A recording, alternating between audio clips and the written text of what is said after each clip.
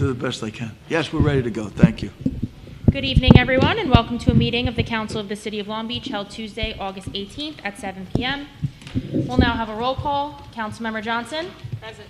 Councilmember Ennis. Here. Councilmember Reinhardt. Here. Vice President Fiamara is absent. President Finn. Present. Let the record indicate the presence of City Manager Dan Creighton and Corporation Counsel Greg Kalnitsky. We will now have a salute to the flag. In keeping with our beach park theme, Joe, will you lead us in the pledge, please? To the flag of the United States of America, and to the republic for which it stands, one nation, under God, indivisible, with liberty and justice for all. Thank you, everybody, for coming out to our second meeting of August. And the reason we're just talking about keeping with the beach park theme is that we just honored some of our, well, all of our beach park ticket booth operators and past salespeople. And Joe has done a great job, Joe Brandt, with the Recreation Department and the beach park, Phil Rigona, and the rest of the people that were just there. So we'll get to the city manager's report, please. All right, thank you, Brennan. Good evening, everyone, and thank you once again for coming out to tonight's meeting. I want to start out tonight by thanking our Parks and Recreation team for another great Kennedy Plaza concert last night. Yes. This year, along with adding a second concert each week, we tried adding other amenities such as food trucks and various vendors to the concerts in Kennedy Plaza as a pilot program to complement the evening's musical act. The shows have been great, and we have had nothing but positive feedback, so we'll look to build on that success and continue this pilot into next year. The next two concerts, however, are both back on the beach. This Thursday is Latin Night on Edwards, and next Tuesday is Broadway Night on the beach at Lincoln. For a full listing of the remaining concerts, visit longbeachny.gov/concerts. Next Thursday, the 27th, the Zoning Board of Appeals will be holding a public hearing on the development proposed for the old Hebrew Academy property at the 500 block of West Broadway. I know this is a proposal of interest to the public, so I wanted to be sure everyone is aware of the meeting. The meeting will be in this room at 6 p.m. on the 27th for regular business. The Hebrew Academy proposal hearing is expected to start at 7 p.m. Lastly, for the city manager's report, I want to discuss the Bayfront Resiliency Planning Study. As I've mentioned at several meetings now, this is a critical project for the city that represents a generational opportunity to reimagine a portion of the city's bayfront and bring it back to a productive use for our residents. Because this is such an important project, we need to make sure that the ultimate recommendations of the study are what the public wants and supports, so we have prioritized getting robust public input in these early stages before developing any plan moving forward. To be clear again, we are in the initial stage of the study. There is no plan. There are no proposed projects. Where we are now is soliciting input from the public on what they would like to see developed or not developed in that area, so our consultants can get to work on developing an RFP based on what the city would like to see. Our kickoff meeting was attended by approximately 100 residents and was held at the MLK Center on June 22nd. Having the meeting at the center was very intentional, as we are extremely cognizant that our North Park residents will be the most impacted by any potential change along the bayfront. Following the meeting, we launched a bilingual online survey that mirrored the content of the meeting at the MLK. Again, not proposing any specific project, but soliciting input on what communities and visitors might want. To promote the survey and the initial public engagement, we sent emails to the city's numerous community and civic groups, to our list of businesses, and to all city houses of worship, asking for their help to get the word out. We even had people putting flyers in people's mailboxes to get more people to attend the meeting. Since then, flyers and hard copies of the survey have been available at the library, the MLK Center, and in the lobby of City Hall. We have also gone out and presented at civic meetings and we have met one-on-one with some of the faith-based and community leaders. The project website and survey are on the homepage of the city's website, have been promoted on the city's weekly email blast, and has been posted on the city's social media 13 times since the middle of July, which garners a combined 1.5 million views a month. To date, we are pleased that more than 1,000 people have taken the survey and that there is a significant percentage of those that took the survey that reside in the project area. Notwithstanding the above, we have recently heard from some community members, including some of our faith-based leaders, asking that we extend the deadline for the survey, which is scheduled to end this Friday. We are in discussions with our consultants to examine the possibility of doing so without completely derailing the process. We should have an answer within the next day or so, but feel it were a worthwhile consideration as our faith-based community leaders have committed to undertaking a determined outreach effort to their respective constituents to ensure their aspirations and ideas are included in the survey results.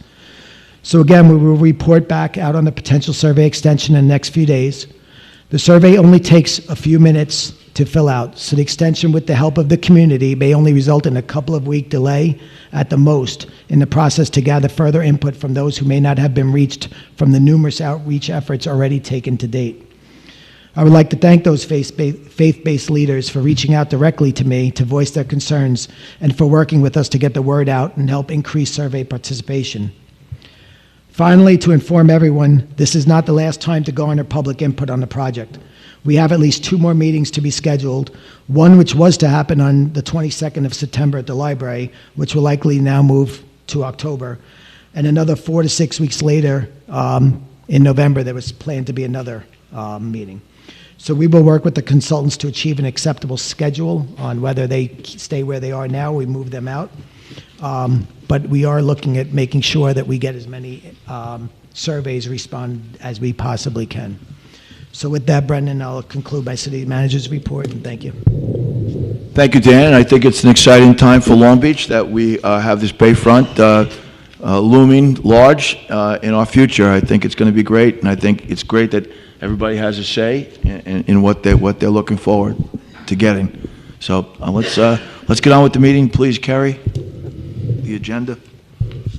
Item number 1, a resolution authorizing the city manager to enter into an agreement with Tyler Technologies to migrate the tax and utility billing services system. So approval of this item would allow us to migrate our tax and utility billing systems over to Tyler Technologies' Munis system, the same platform we utilize for the city's general ledger and tax assessment software. This has been a staged transition of our multiple city systems into one digital platform. Doing so will help us gain operational efficiencies, enhance our audit controls significantly, and improve both reporting capabilities as well as the user experience for our residents. This is a planned migration with funds bonded back in 2025. I do have Comptroller Resnick here if you have any questions. Okay. Got questions? Mike?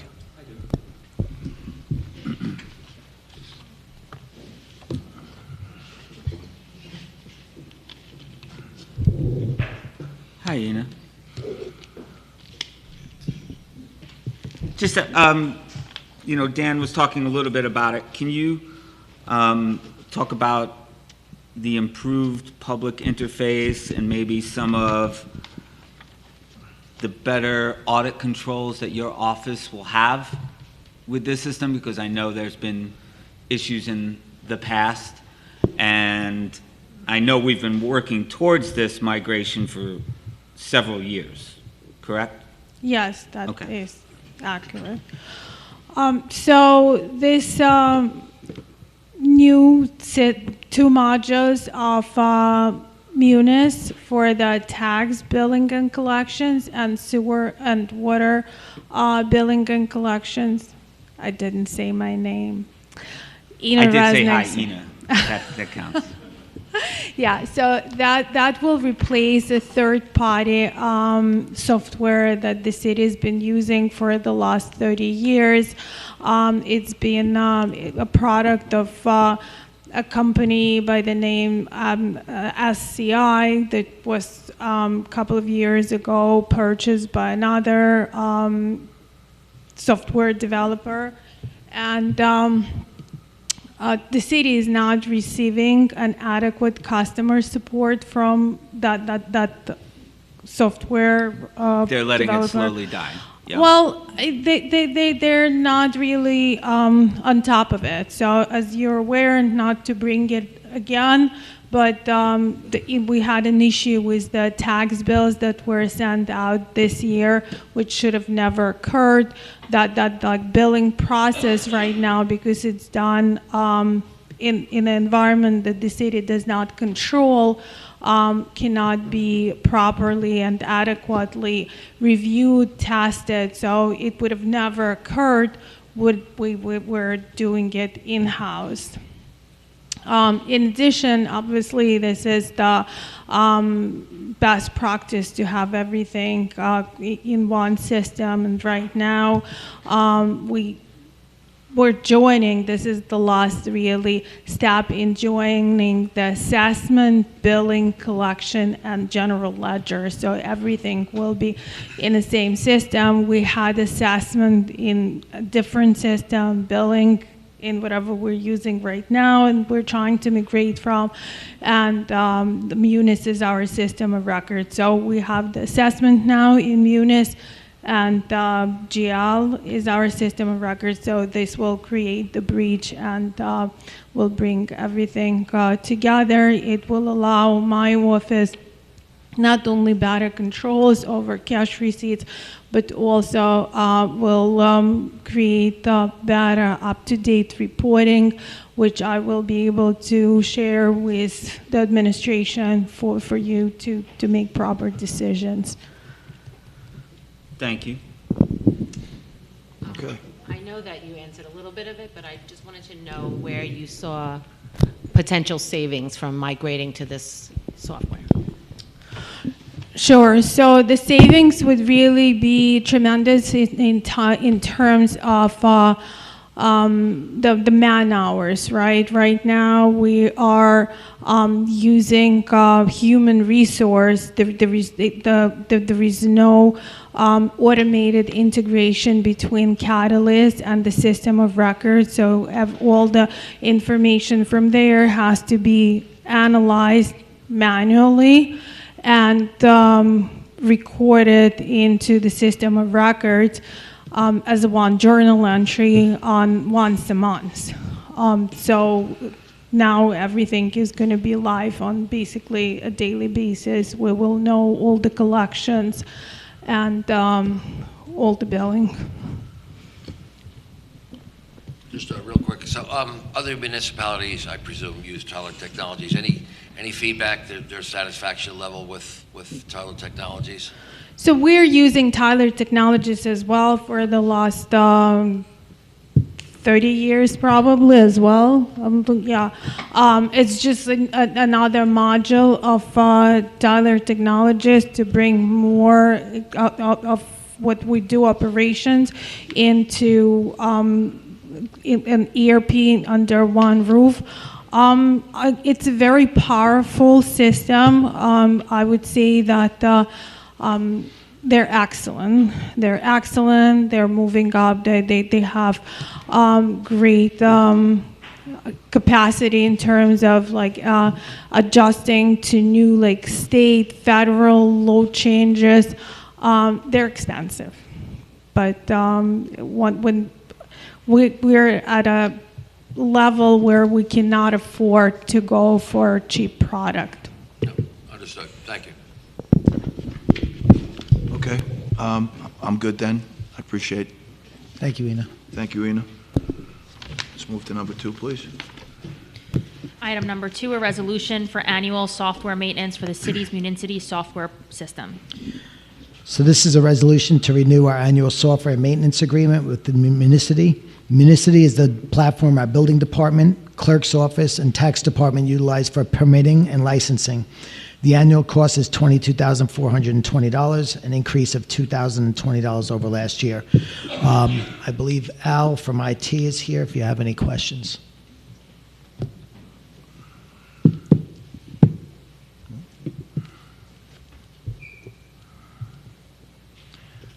Could you explain a little bit about this Municity and what it, what it actually does? It's a cloud-based system. It's used in the building department, the clerk's department, and the tax office. As far as the functionality of the software, I don't use the software myself. Right. Okay. Scott, maybe. Yeah, Scott. Scott, can you talk about what this does for the building department? Kerry, I don't know if you want to talk to him. Kerry can also talk to the clerk's office. Okay. Yeah.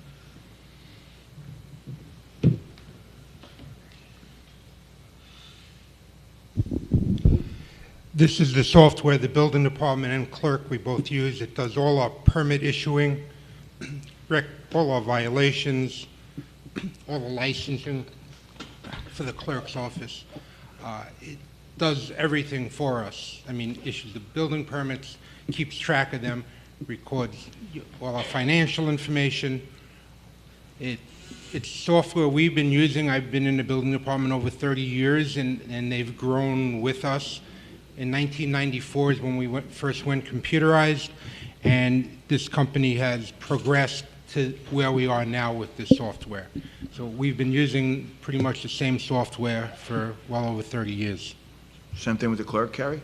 Yes, it generates and maintains all of our vital records, all of our licensing, parking permits. It's basically our records management system. Right, so this price goes up every year, I guess? Is it I believe so. Unfortunately. just like everything else? Inflation. Yeah, right. All right, well, thank you for explaining. Mike? I'm good. All right, thank you very much for explaining that. Thank you. Thanks, Al. All right, we'll And move Scott. to number 3. Resolution authorizing the city manager to enter into an agreement for the supply, transport, and delivery of concrete from the most responsible bidder. So this is an item we do annually to enter into an agreement for the supply, transport, and delivery of various types of concrete. We received 2 bids for the service, and Universal Ready Mix of Garden City Park came back as the lowest responsible bidder for the needs of the city. I looked into the market to compare pricing, and they generally came in at market rate or lower for Nassau County. Commissioner Arnold and Samantha from our purchasing department are here if you have any questions regarding how the concrete is used or how we went about purchasing. I'll start my question with, any reason why only 2 people bid? I mean, we go through this a lot, I guess, right? We did receive. Hello? Yep. We did receive a 3rd bid. However, it came in after the deadline, so we could not open it. So Okay. hopefully next year, maybe they'll get it in on time. But we sent out a bunch, and we only got the 2 responses. Universal was the incumbent, and they were, for the majority of the cement we purchased, the lowest price. Right, so how do you go about comparing these prices that have been, given to us for this with other municipalities or other companies? Is there a way to compare? I do a general search just to see what market pricing is like. Right. I could start reaching out to other municipalities to see. There is a network. The network that I'm involved in is mostly with schools at the moment because Right. of the procurement organization that I'm affiliated with. It's predominantly education, so I'm not sure how helpful they would be. But as I continue with my time here, I do hope to make more connections where I can share information and ideas with, other procurement Right. departments. Ken, how do you feel about this? And while he's coming up, Brendan, I did look at common area for Nassau County, and it looked like the range was between $170 and $185 per yard. And we came in at 170 was the Right. award on this one. Yeah, I concur. Plus, also, you have to understand that the travel time to get here for concrete deliveries puts an extra burden on the price for what we see. I mean, Long Beach, Because it's so hard to get to Long Beach. yeah, because every truck has to, come down this way. But yes, I agree with the pricing. Okay. No, and I was just going to add, Ken, if we're in line with Nassau County, what they're paying, I obviously we use a lot less. Yeah, that's also, So that's part of it. So if we're comparatively priced Yeah. using that much less, I would say yeah, I that's know a pretty... our street maintenance guys, they make a point of doing projects so they order full loads. So Right. they group projects together so they don't get short loads and have to pay that additional surcharge. Thank you. Any other questions, George? I'm good, thanks. All right, thank you, Ken, Samantha, appreciate it. Thank you both. I will go to number 4, please. Read 4 and 5 together. 4 and 5, we'll do 4 and 5 at the same time, thank you. Resolution authorizing the city manager to join the Long Island Water Conference Cooperative, and a resolution authorizing the city manager to purchase calcium hypochlorite through the Long Island Water Conference Cooperative. Okay, so we're calling these two items together as they are tied to each other. Calcium hypochlorite is a chemical required as part of our water purification process. Historically, the city has procured this item through a sole source letter from Eagle Controls. While this has been sufficient from a procurement perspective, it did not protect the city from price fluctuations. Our Director of Purchasing, Samantha, you just saw, and became aware of the Long Island Water Conference Cooperative, which is a cooperative of some 29 municipalities and water districts that, among other things, uses their combined purchasing powers to enter into agreements with vendors. Item number 4 authorizes the city to join the Long Island Water Conference Cooperative at no cost, and item 5 authorizes us to piggyback on Roslyn Water District's award contract with Eagle Controls. The pricing is the same as what the city pays currently, but the agreement provides us with stability moving forward. Samantha is still here, as well as Ken, to answer any questions the council may have. I just, as a blast from the past, I just want to make a question, which perhaps a note, is that a typo? It should be on the second paragraph, for those members of Long Island's commission or commissioner, On page 4. unless my think copy right is not. Should that say commission or commissioner? Should say commission. I was trained that way, Dan. Yeah, I know. I got Sorry. it. Yeah, Long Island's commission, sorry about I don't that. want anybody to think we're not looking at this Scribner's stuff, error. right? Especially you. So what do we get out of this? I mean, you explained it a little bit, but perhaps, if you don't mind. Sam, do you want to answer that?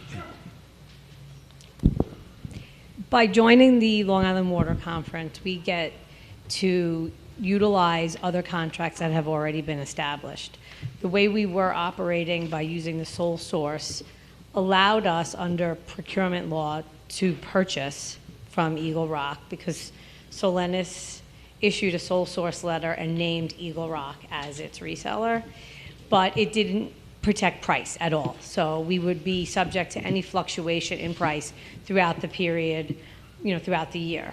By doing this, there's a contract that is now set pricing. And we are locked in and we don't have to worry about the fluctuation in the market.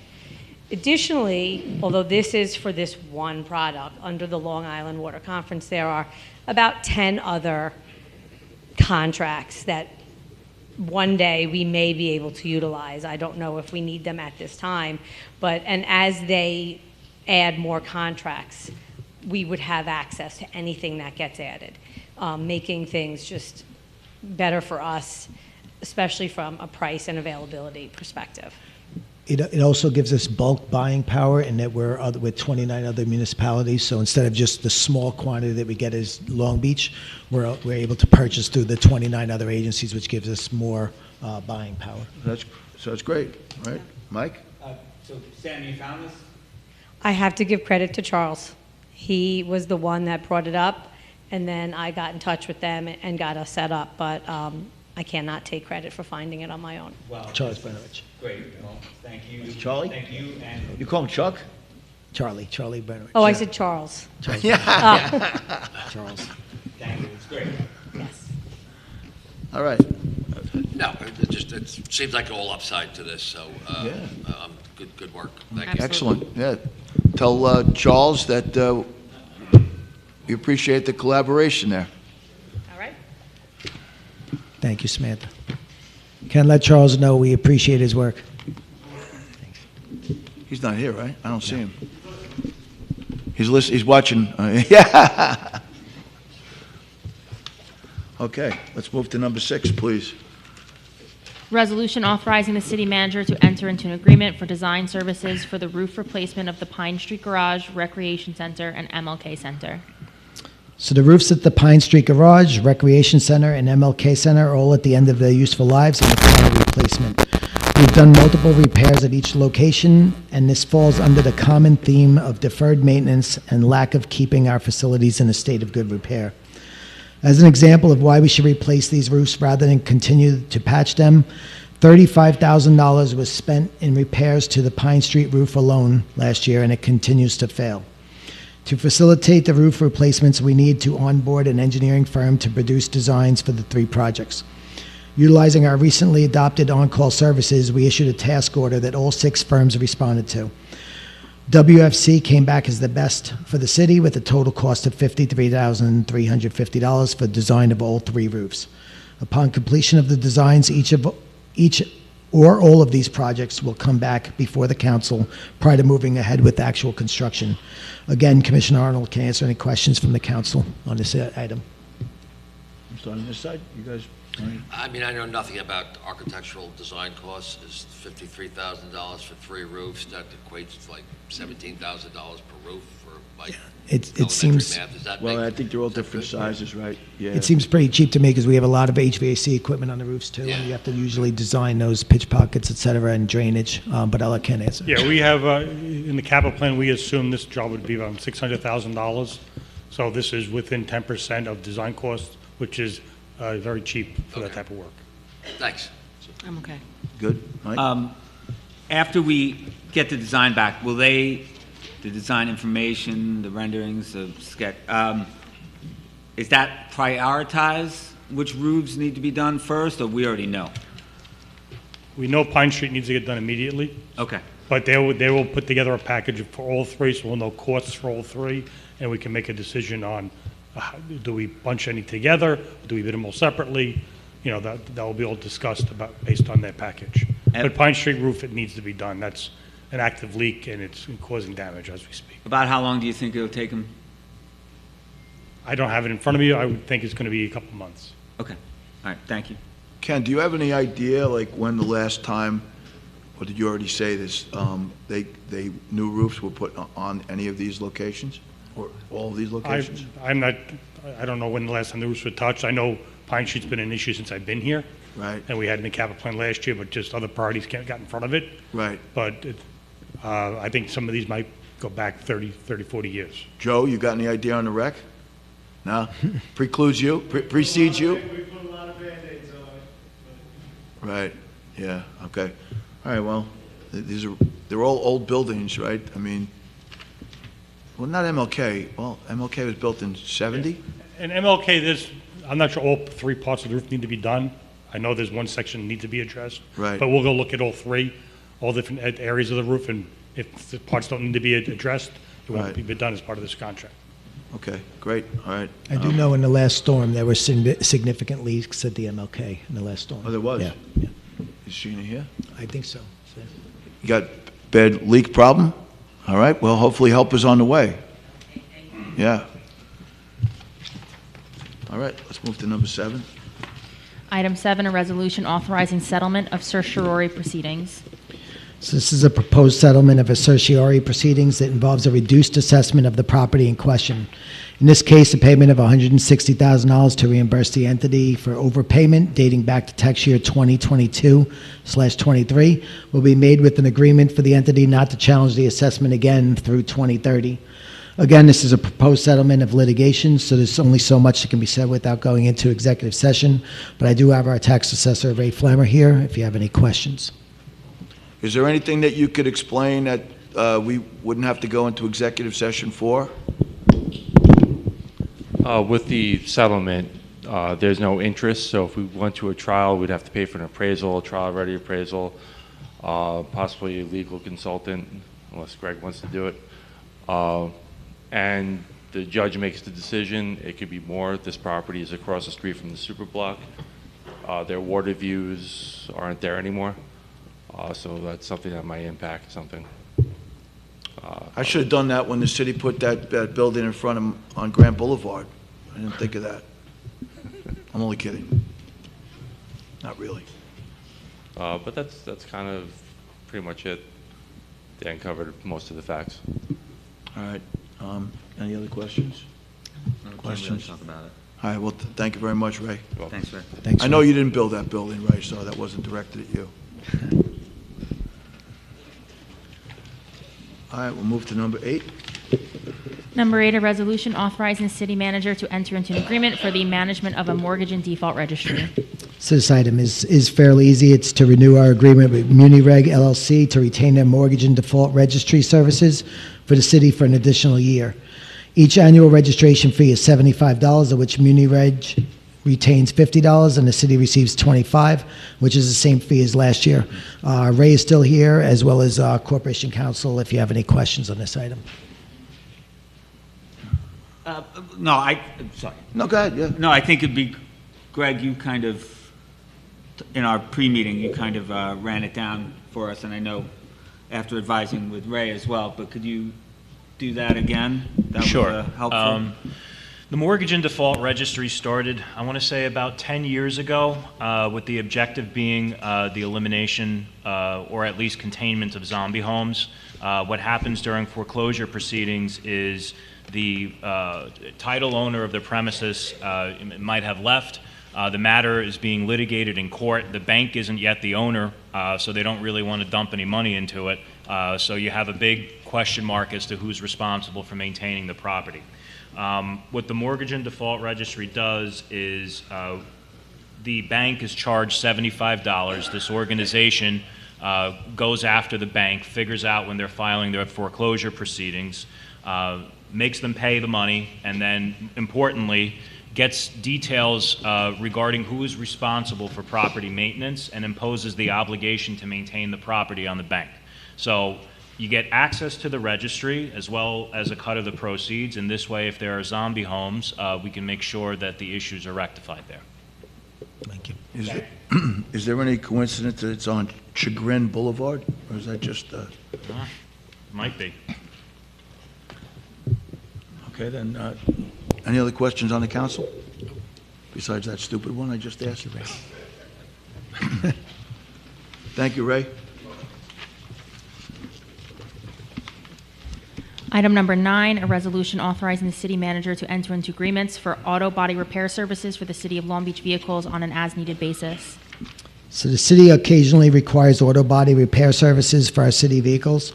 After due advertising, we received 6 bids for these services. I believe the resolution incorrectly states 3, but there were 6 bids received. After consultation with the central garage, a determination was made that it would be in the city's best interest to award to 3 of the 6 respondents to ensure vehicles are repaired in a timely fashion at a competitive price. The 3 awardees would be Artie's Collision, Nationwide Auto Painting, and Island Park Auto Body. These are 2-year agreements with the city option for an additional year. I believe Samantha's still here to answer any of the council's questions. I got the 2.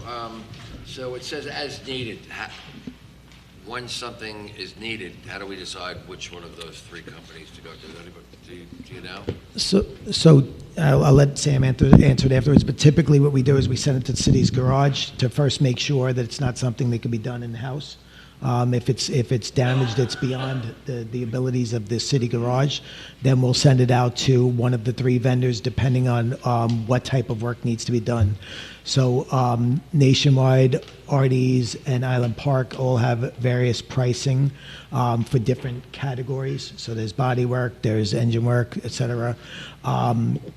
We send it to whoever really is cheaper for those specific areas, and who also can give us a schedule of getting it back to us quicker. And there is also a component that is distance, because Nationwide is out in Brooklyn. It's a little more difficult to get to, and we pay a premium for that, for the delivery charge. But I'll let Sam answer if I missed anything. That was actually one of my other questions. Nothing against Brooklyn. I was born there. But wondering why one of the 3 is so far as opposed to 2 being in Island Park, 1 being in Brooklyn. I mean, it's not that far, but it's much more of a hike, obviously, over the bridge. They did have a competitive price. I did speak with the garage about it, and they are willing to pick up and deliver. So that could help with the distance if we don't have to do it. But like Dan said, and you said it very well, there are different categories and different pricing structures. So for small vans, it may be better at Artie's. And so by awarding to the 3 vendors, even though one may be a little bit further away, it allows us to leverage the best price for what exactly needs to be done. There's mostly body work? Yes. Almost all body work? Or? Yes. Yeah. Yeah. In painting. Yeah, right.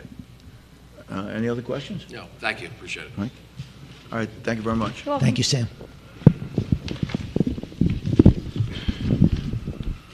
Item number 10, a resolution authorizing the city manager to purchase fire department information technology services.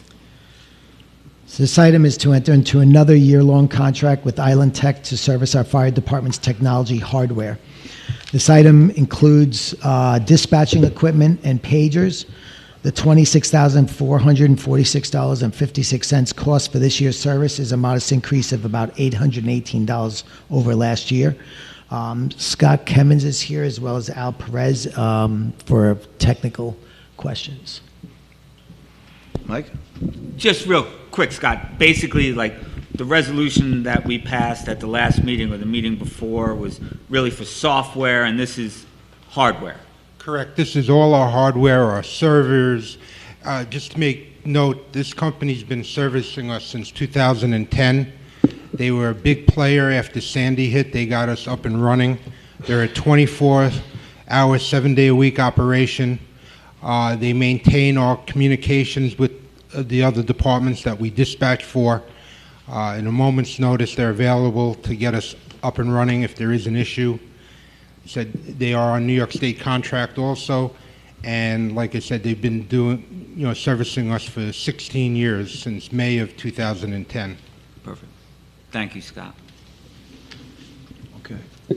Actually, Scott, is there any specialty hardware that is going to be new for this year, or anything? No, that this is different? everything we have.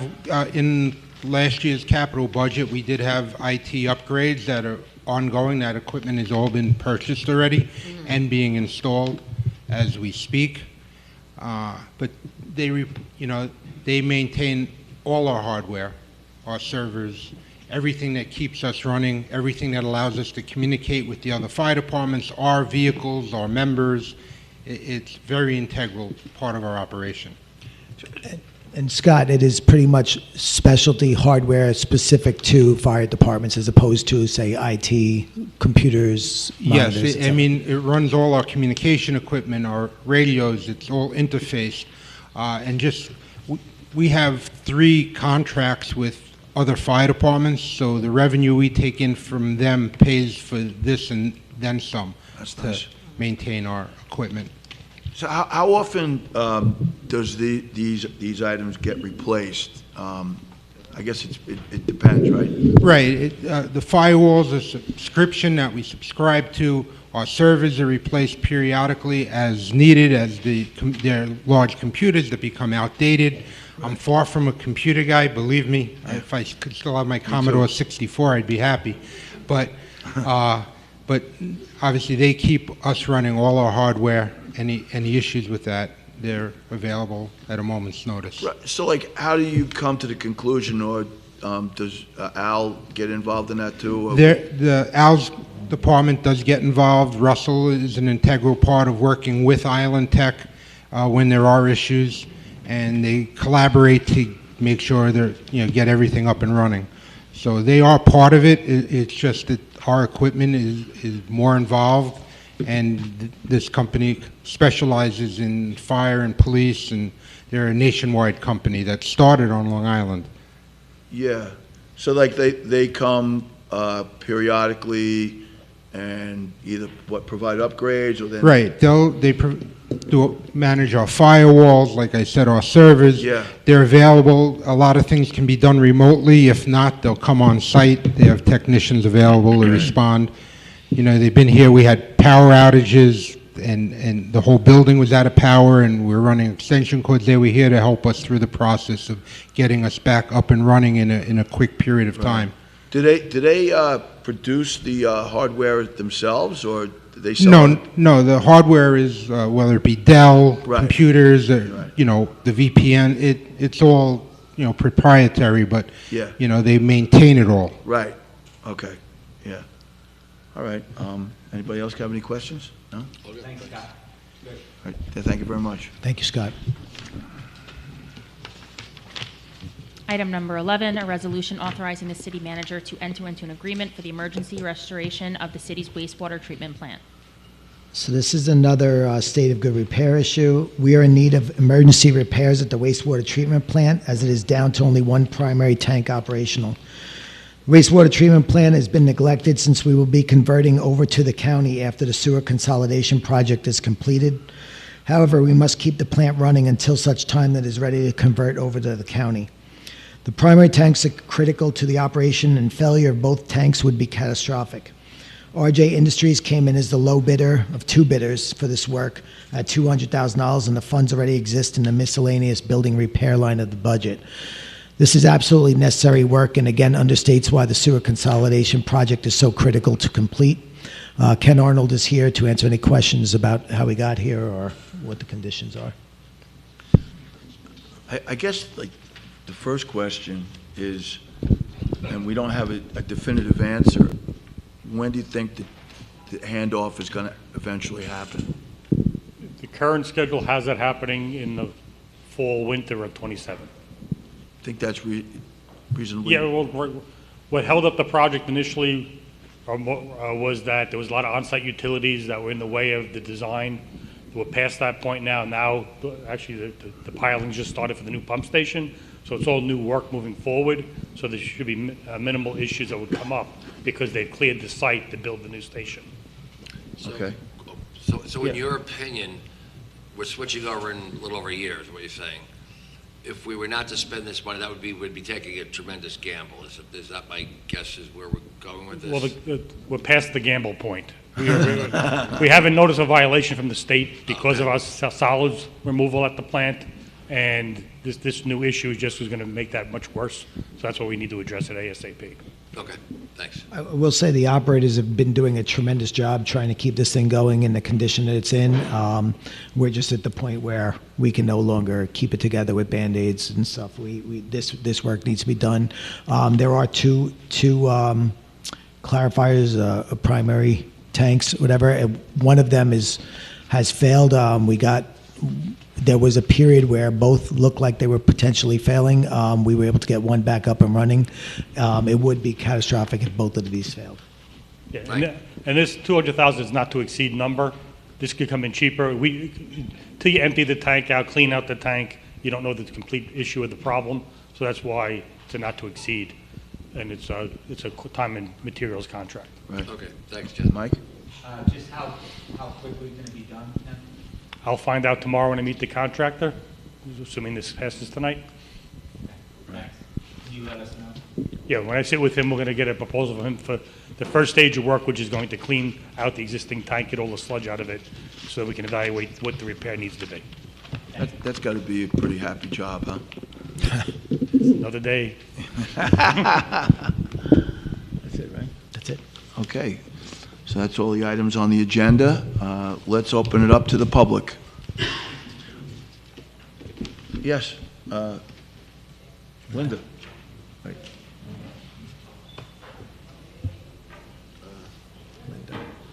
Oh, there's a race to the... Linda, right? Race to the front. I think we said Linda. I got the right name, right? Yeah, you called it.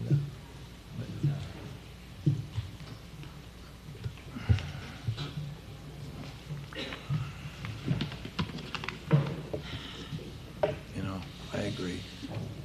Listen, now on, if they can't get it, they use that. Dale, if you're going to come up again the next time, you could use that mic right there if that's easier for you, okay? It is, thank you. All right. Question in regard to item 1. I'm looking at where it starts with the second whereas. I'm not sure how much we are spending per year in total, or if it's a certain amount, and then followed by the $53,000 per year.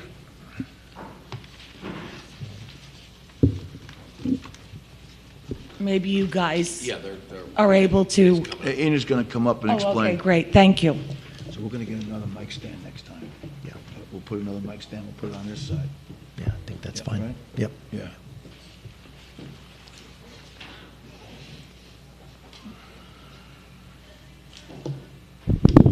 How are you? Hi. Hi. So this amount in the resolved and in the second whereas is so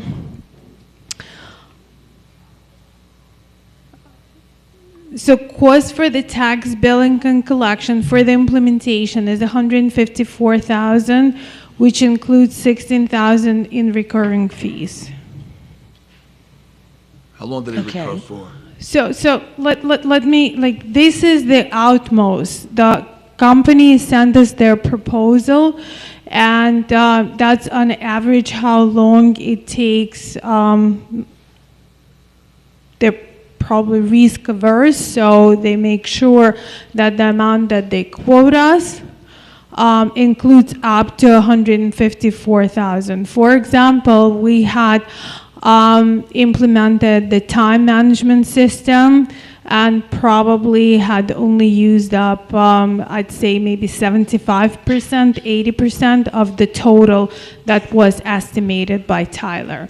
So it's going to be up to $154,000 based on the amount of time that they're projecting they would need to spend on this implementation, but I don't think that we will need the whole $154,000 for the tax billing and collections. Utility billing, the sewer and water billing, is up to $132,000.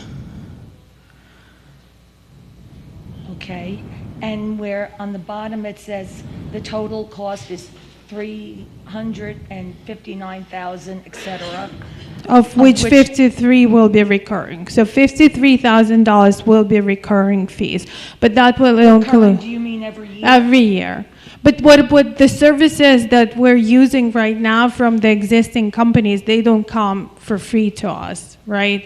So we're paying, I cannot tell you exactly what the difference is, but it's not like we're spending $0 now, and now we're going to be spending $53,000 in the future.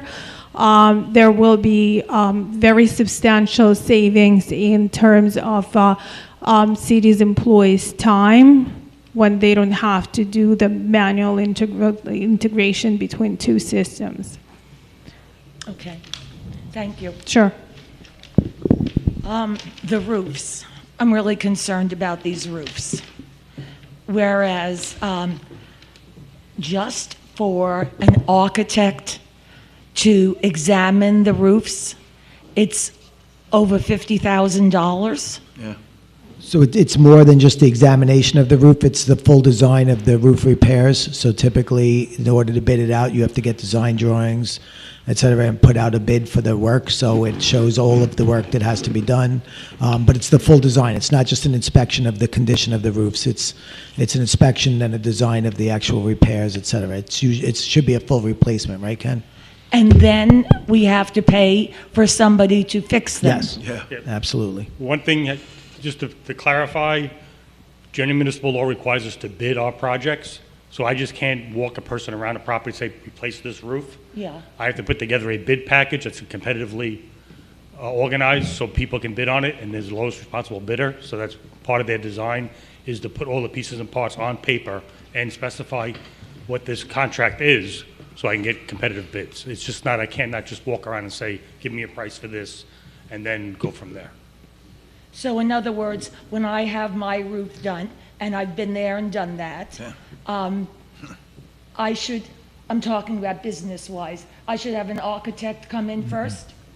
You're not required to, but in the case of a municipality bidding a job, we're required to have proposals and bids. So we need to have a project put on paper for that, for those bids. And something of this substantial, you need to do it this way. That's a lot of money. It really is.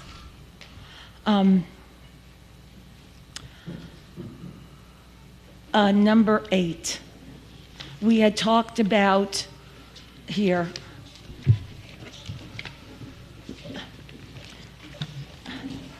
We really didn't understand what the mortgage in default registry was, and we needed to have somebody come up to explain it, which I'm glad we do. However, maybe if there was more information right here, like I had brought up last time, we wouldn't be wondering as we were wondering before that question was asked by you.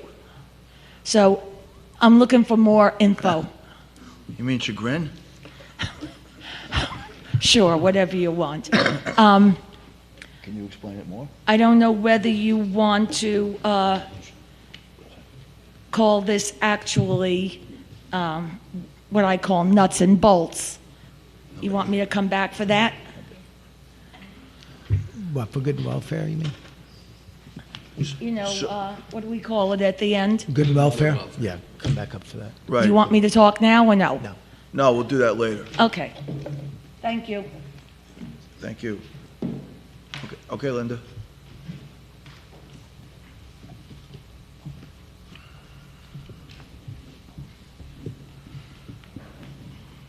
Good evening, Linda Giles, Long Beach. Also about the roofs. Have you considered, while you're putting on new roofs, maybe we could put solar panels on these buildings? We've been looking at that separately. That is a discussion. We have a whole plan for all of the buildings. We've already approached PSEG, trying to figure out what the cost will be, though, to implement that across the city. So, but we have had conversations with them about solar across the city. In fact, Ken and Steve Friedman have been working together to develop a plan for putting solar across everything in the city. Right. I don't know if you want to add to that, Ken. All right, that's good to hear. I hope we have successful discussions on that. Also, it's wonderful that the garage is getting a new roof, but it needs a lot more than a new roof. It's the first thing you see when you come over the bridge. And is there somehow we can find some money to repair the unsightly look of that building? It's really not a welcoming sight to people coming into Long Beach.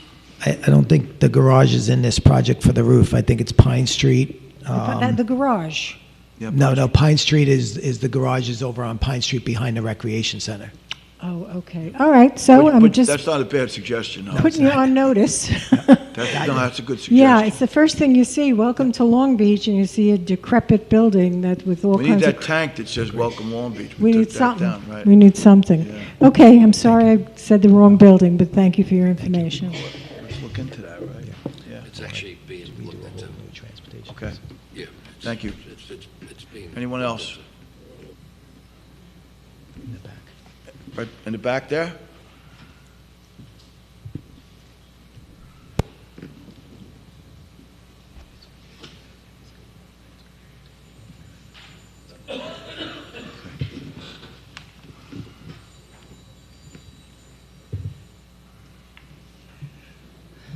Good evening, I'm Lucy Cinstano, and I live at 225 West Park Avenue. Okay. I've been a resident of Long Beach for 63 years. All right. I had my kids here, and I've worked here doing anything and everything that I could to support my kids. My question to you is, in all the years I've been here, these streets are horrendous. Okay, so I don't mean to interrupt you, but what we're doing right now is talking about all the agenda items. So if you had a question or a comment about the 11 items we just talked about, that's what this is for. But just go ahead and say what you're saying right now. Okay. I have a new chair. It's an electric chair. It's been repaired 4 times because of the streets and the curb cuts. I only started using the chair in February. I can't use it in bad weather. So it's been repaired 4 times. It's very dangerous as a nurse's aide to take an elderly person out in a wheelchair and not be able to cross the street safely because of these cracks. Now, I see that you've been doing some of the streets. A lot. And I kudos to you, but not enough. Right. And the south side of Magnolia is in desperate need of repair.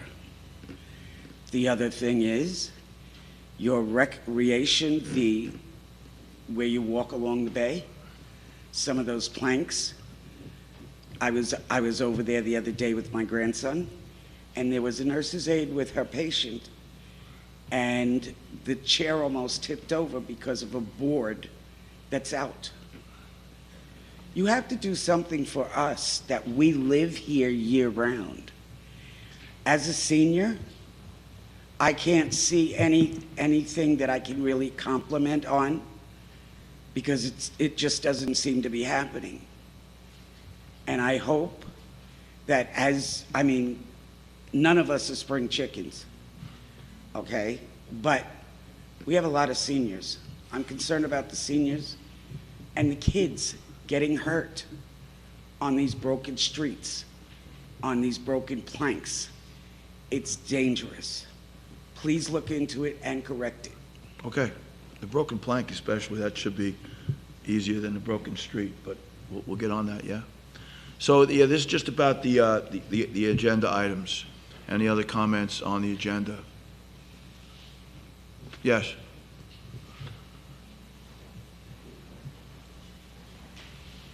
Where is that plank on the base side? Right.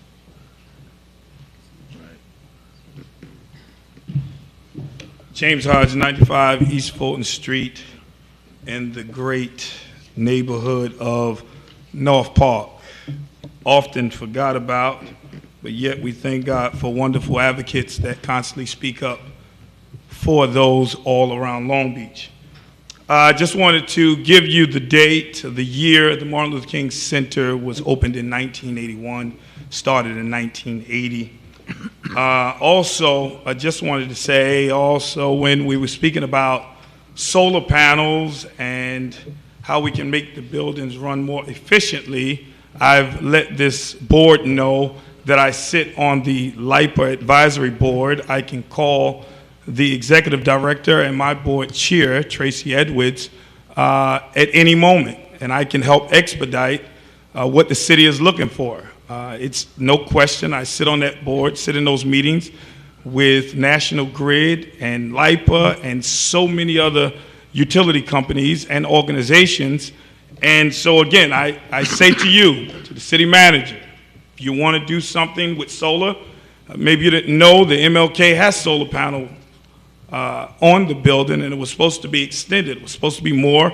Over $300,000 was put into that project.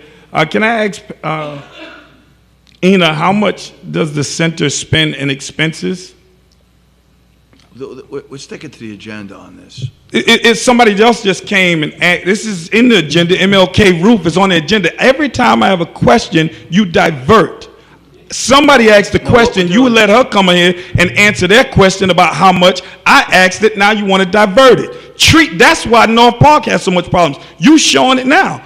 She can't come up here and ask my question. I said, how much electricity is spent? I'm trying to help. It's my city. No, we're talking about the roof on the MLK. So the roof, and he that's what this is said about. solar panels, and we're talking about how we can save money. So solar panels. Right. Yes. So you spoke about it, and now you want to make an excuse why she can't come up and tell us how much we expend. We're just sticking to the agenda. That's what we're sticking Okay, so that means you totally don't like to hear people's voices, and you always try to dilute. So I'll just say this to the city manager and to the rest of the city council. I'm on the LIPA board, advisory board, and again, when the project comes to Long Beach, I will request that I'm a part of that project. All right? I want to help. And I sit on that board for a reason, to represent my community and other communities that sometimes need a little help. And I will not be disrespected sitting on that board by people that's not on that board. All right? So I want to help, and I'm letting you know I'll help. And again, thank you for continuously, as many other administrations went to help out the MLK, and when you get community development funds, and this year I think you got over 400,000, more than 70% supposed to go to low to income persons. And so let's not sometimes act like we're doing a big favor. That money is supposed to go back into the immediate community. The 99-year deal with Stop and Shop, over $100,000 come in for community development. It's supposed to go back into the community. I would love to know how much It's at the time. Your time is up. Thank you. Go back to the community. Thank you very much. I'll be back. Your time is up.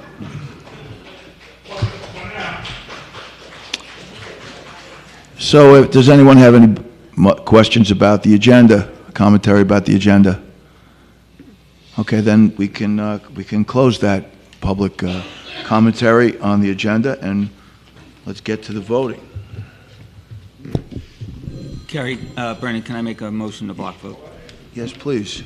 Second. That's a motion to block vote, move and introduce items 1 through 11. Yes. You want to speak into the mic, though, Kerry? That's a motion to block vote, move and introduce items 1 through 11, correct? Yes. And second was Councilmember Yes, Ennis? second. Councilmember Johnson? Yes. Councilmember Ennis? Yes. Councilmember Reinhardt? Yes. President Finn? Yes. City Manager's personnel report has been filed by the city clerk, who will make a motion to close the meeting. I will. Second? Second. Councilmember Johnson? Yes. Councilmember Ennis? Yes. Councilmember Reinhardt? Yes. President Finn? Yes.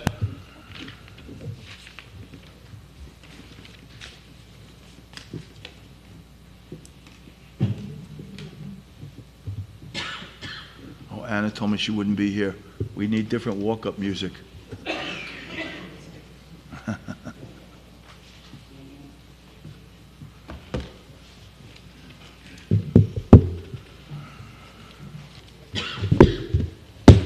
Thank you.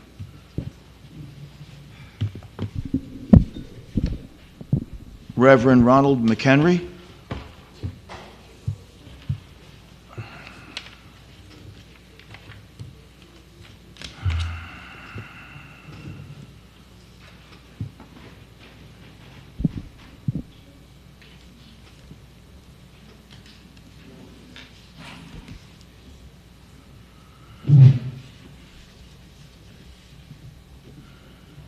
Greetings to you, council, and all that are here. Good evening. Good evening. I am here just to voice some concerns. The North Park community, there's a plan about what the bayfront, and the community is a bit nervous about what is happening. I know this Friday is the deadline, and so we're just asking simply for an extension to what is being asked for, I think, surveys.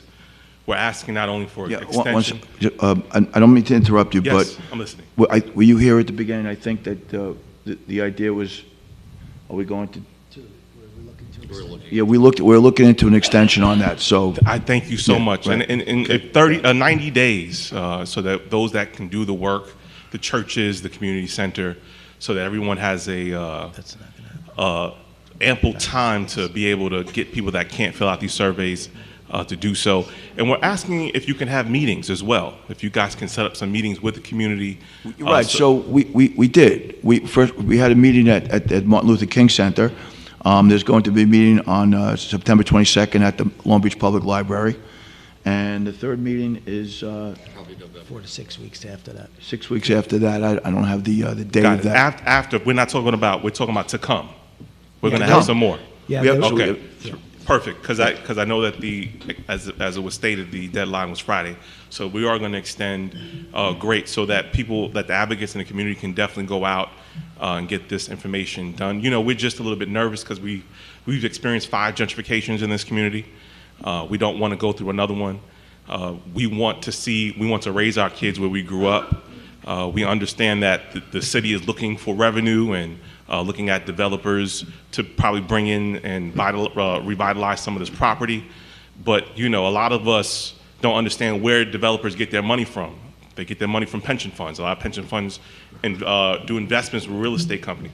So we don't want to be priced out. We don't want to be pushed out. And so we're looking to partner with you guys so that we can stay. So I understand your your concerns very much, and I'd just like to say that your concerns are based on what's transpired in the past in Long Beach, and I've grown up in this town myself, and I share your concerns from those days. And I assure you that this is a different administration. We bring a different idea, different mentality to this, and I assure you that the North Park area is certainly, absolutely, we're concerned about it. This administration, we've already, I think we've shown and manifested our concern for the MLK, for the Martin Luther King. They got a new lease. They got a new. Please, no outbursts. Please, no outbursts.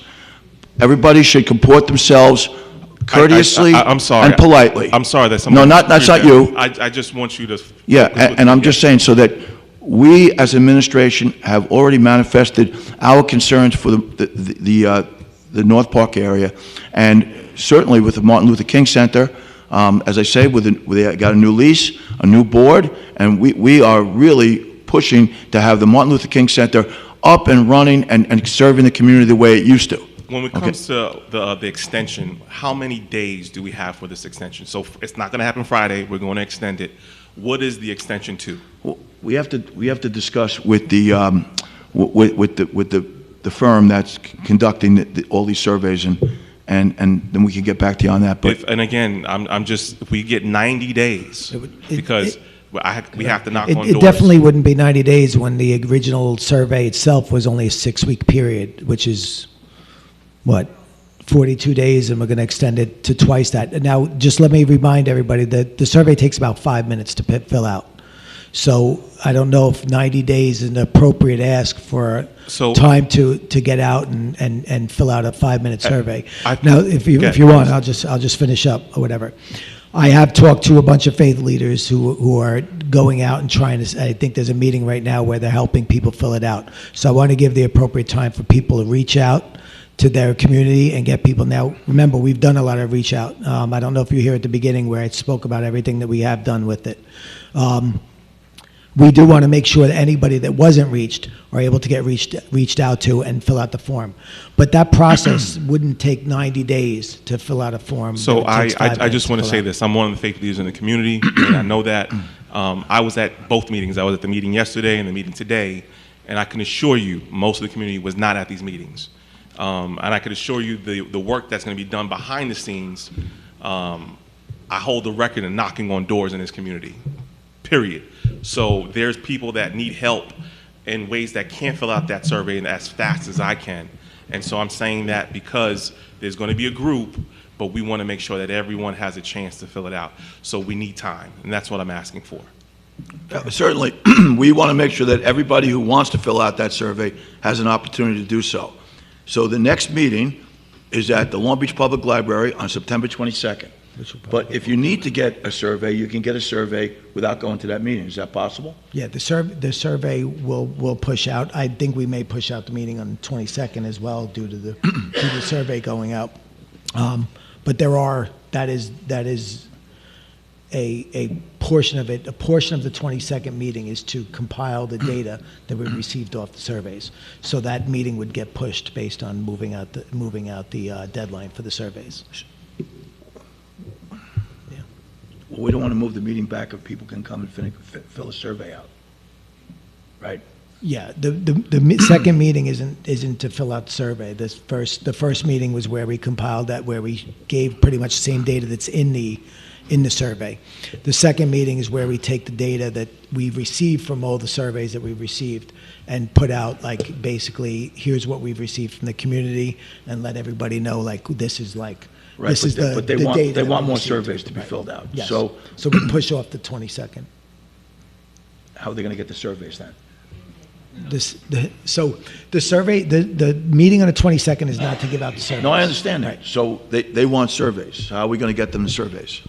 So the consultant, just for backing up Dan for what the second meeting is, the consultant needs approximately a month to do all the analysis, synthesis, and really creation of a work product that they will then produce for what is now currently proposed to be the meeting on the 22nd. So they need a month between the survey ending to present really the findings of what the survey were at that meeting. So we need the survey to close before we can get to that meeting, and a month in between. So I'll say my question again. How do we get surveys to these people? So the surveys went out. There was the initial public engagement. We sent emails to the city's numerous community and civic groups. We've sent it out to businesses. We've sent it out to houses of worship. We've asked for help to get the word out. We even had people putting flyers in people's mailbox to get out the discussion on the meetings and the survey. We have copies currently in the library. We have copies currently in the MLK Center. We have copies currently in the lobby of City Hall. We also have presented in civic meetings. We've had one-on-ones with some of the faith-based leaders. The project website and survey are both on the homepage of the city's website, which can be reached by anybody today if they want to do it. It's been promoted on the city's weekly email blast and has been posted on the social media 13 times since the middle of July, which as I mentioned, garnered about 1.5 million views a month. You actually did mention it. To date, we're pleased. We have over 1,000 surveys already completed. Of course, that's not enough. We'd love to get all 35,000 people in the city to respond to it, but people have to go and fill it out. But it is out there. It's Okay. out there on our website. All right. It's out there in the MLK. It's out there in the library. It's out there for people to get, and we've even emailed it to all the faith-based leaders. And I think you may have been on it, Mr. McHenry, I think, but I'm not sure if you've seen it. So it's out there, and I know we've put it out there for everybody to help spread the word, because that's what we want. We want as many people as possible to reach out. I thank you for your attempt, as I'm also working to get this out. And I want to say that. So you have a survey? So yeah, I have the survey. Oh, good. We are currently working to get it, but I want to say that the voices that need to be on the survey are not on there. So my concern is, and I get it that you've done everything you can on your end from what you're saying, but there's a lot of people being left out. Their voices are being left out. We don't want that to happen. How are they being left out? No, so I agree with you. I mean, there's always ways to improve. We could definitely do better. I mean, I only have so That's many. what I'm asking. I So only how- have so many contact information. So my hope was people like you that really do take it to heart and really want to see this done would help spread the word. That's what we were kind of hoping for, which is why we sent it out to everybody, such as yourself. All right, so I thank you for the extension. I know you're not saying 90 days, but you're saying you are going to extend it, from Yes. what I'm understanding, and that there will be more meetings so that there are more voices when it comes to this. Absolutely. As we know that our community is not just a survey, it's where people live, it's where we have our history. We don't want to see our history erased. Thank you very much. Very fair. Thank you. Welcome.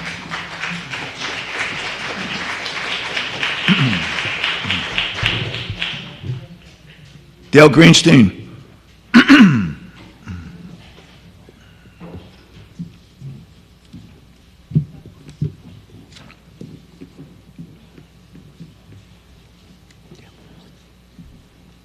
Just use that mic right over there on the right. We're going to put another mic up for next week on the other side. This way when the other, yeah. The first thing I'd like, Dale Greenstein, Long Beach, New York, I'd like to compliment the ticket takers. It is a much more difficult job than you think. I did it 60 years ago, and the abuse that is shared with the ticket takers, even now, is unfair. Even people that you think are great, that you call to help you fix your house, are plain old rude to them and don't care. And then they talk about it on Facebook. So folks, it's not an easy job. That's right. Thank them when you see them. Well, as you know, Dale, we did at the start of the meeting, right? You were here for it. I'd like everybody to thank them when they go up there, honestly. Right, when they go to get on the beach, right? Yeah, I agree with you. Jones Beach had a problem in the past 5 days in regard to their water. The beach had to be closed. If they had a problem, we're pretty close. Are we aware, and do we test our ocean water? Joe, do you know if, I think the testing's done by Nassau County, right? Yep. So I know they test it and we get the results, but we haven't had any response from Department of Health or Nassau County to close our beach. So I don't think Okay, it's so I'm going to doubt that they were here since Friday when Jones Beach had their problem. I would doubt it, but I think if they see a problem, they're going to look at the plume and go in either direction until they find a spot that's safe, and then they'll probably assume from there out it's good. But I can't imagine that they've got a negative test and then stop testing. Okay. I was with, could I add something? I was with Chief Borowski on Saturday. We discussed that same thing, and it was tested and everything was up to par. So. Great. I was with Chief Borowski on Saturday, and that very same conversation came up, and he assured me that we did test and everything is up to par. I'm concerned about that empty seat. About what? That empty seat. That's, Okay. This is the third time Mr. Fiormara has been out in 6 months. I'm concerned for his health and the fact that this is his job and he's not here for it. I'll just say this. Of course, this is the main thing that we do. We have this meeting, but obviously we do a lot more than just this meeting. And I want to say that I think we benefit greatly from his experience as a businessman, the advice that he can give, and the interest he takes in the different things that this council addresses. So yes, he's not here, but there's a good reason, and I'm grateful to have him on the council. He works very hard. I'm concerned about his health. That's what I'm talking about. Okay, well, we're not going to discuss that, so. Right? You wouldn't want us to discuss your health if you weren't here, right? I tell you, Not if you weren't here. I'd get the message out. Okay. Thank you. Thank you. Eileen Hessian.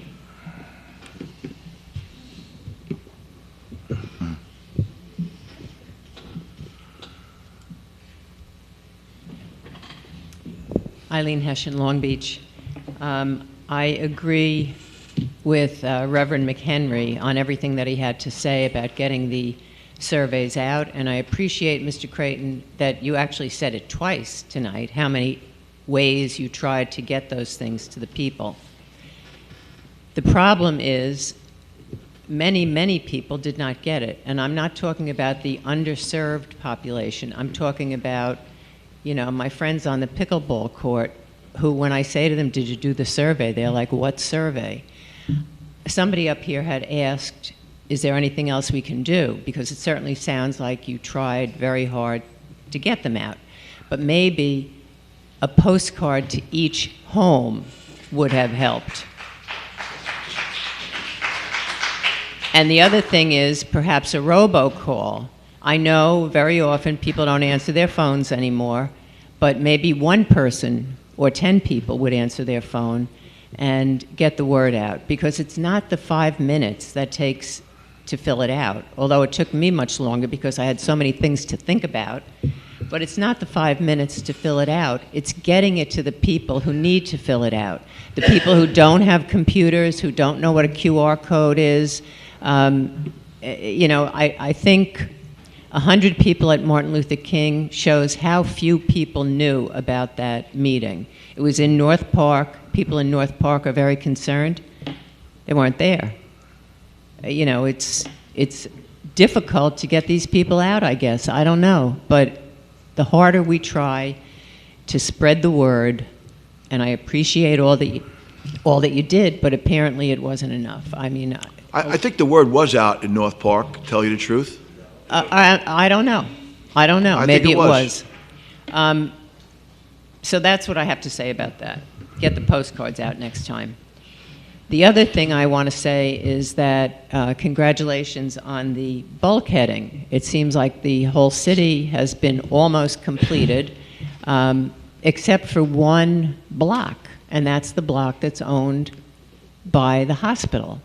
So from the tennis bubble east, what's going to happen if we have another Sandy? Shh, those people right there are going to be hit because there's an opening. There must be some way for you to put a little arm on the hospital and tell them to do the right thing. Put up the bulkheading so that we can have a full and complete bulkheading throughout the city. The other thing to say about the hospital, that they are not good neighbors, is you should drive down State Street and see what a disastrous mess it is, with weeds all over the place, higher than you could believe. And I assume there are mice in there, and they make me sneeze when I pass by it, and they should be able to do that.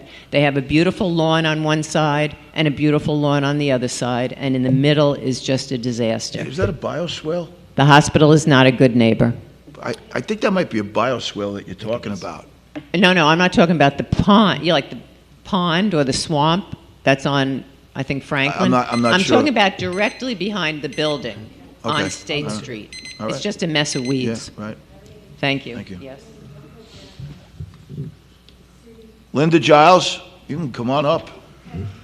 It's like we read your mind.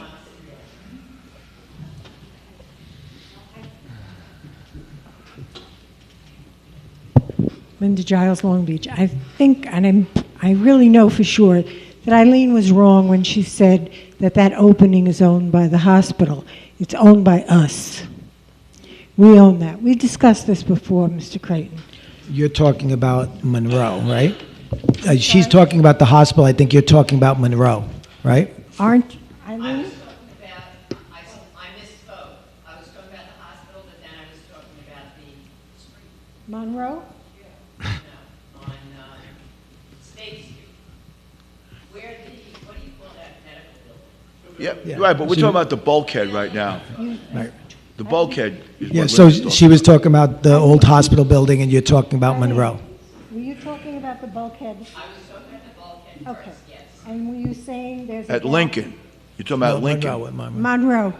Were you saying there's a gap that's not bulkheaded?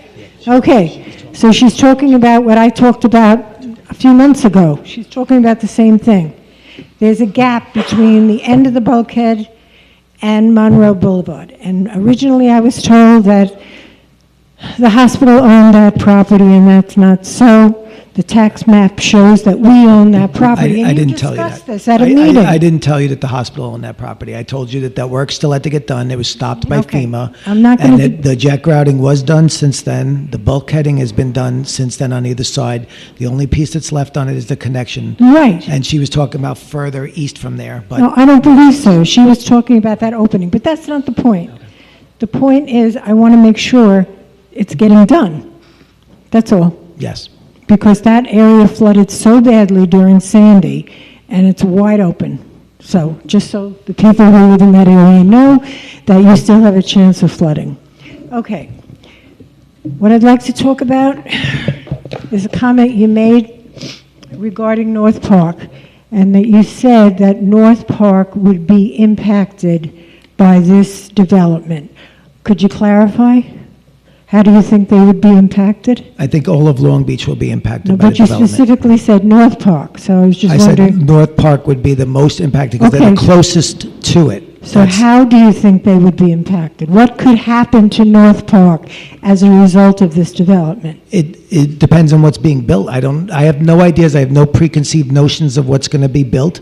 I'm looking for input from people on what they would like, so we can develop an RFP that can go out. I So you're understand asking me that. to take a guess on what's going to be built there. Only because If you- we built 4 skyscrapers, how would it be? It would knock out Mr. there. Creighton, if- I'm only mentioning it because you said it, and it kind of And hit I'm me. trying to answer your question. I mean, if you let me answer, I'll answer. But if you don't want me to answer and you just want to, No, I'm pontificate, you saying, could do that. please, the only reason I'm asking you is because it hit me the word most impacted.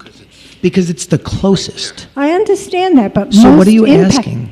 How would it be impacted? How would it be impacted? Yeah. It's the closest. Depending on what's built, they Okay. could get more All right, cars, they could let's- get, so you don't want me to answer? Go No, ahead. because Keep then you're asking. not. Move on to the next topic. Okay. About the bond, I would like to know who decided on the improvements and who decided how much these improvements are going to be receiving. Are you talking about the bond, that, from the presentation from last week? yes. Who made that decision? So that's put together by Ken Arnold and the city It's manager, and the capital planning, and then we vote on it. You were here. Okay, right? okay. Yeah. So, because of that, as Eileen had mentioned at a previous meeting, you don't have open meetings anymore.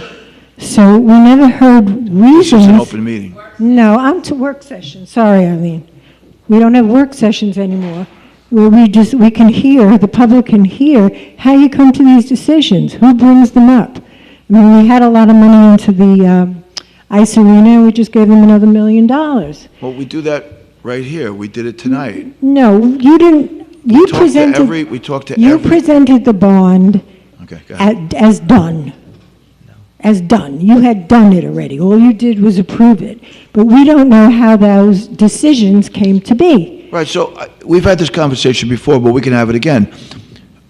How the agenda is compiled is that the different department heads, they decide what they need for the city to move forward. This is very frustrating because Well, I'm trying to I explain it to you. understand how you make decisions, but this is a decision of tens of millions of dollars that maybe the public should have had some kind of input or at least know how you came to these decisions.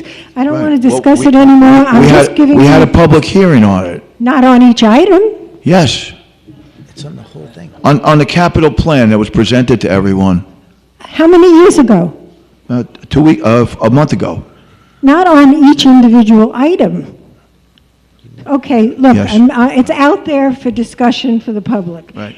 And my concern, again, is about Pine Street, the road on Pine Street. I see roads are being fixed all over the place, and Pine Street is like a roller coaster. Now, when our former Finish up. gentleman was here, it was supposed to be done this year. And then I went up to Public Works, and I was told it's due for 2027. I don't understand why we can't fit that in with all the other road work we're doing. Thank you. All right, thank you. Judy Moran?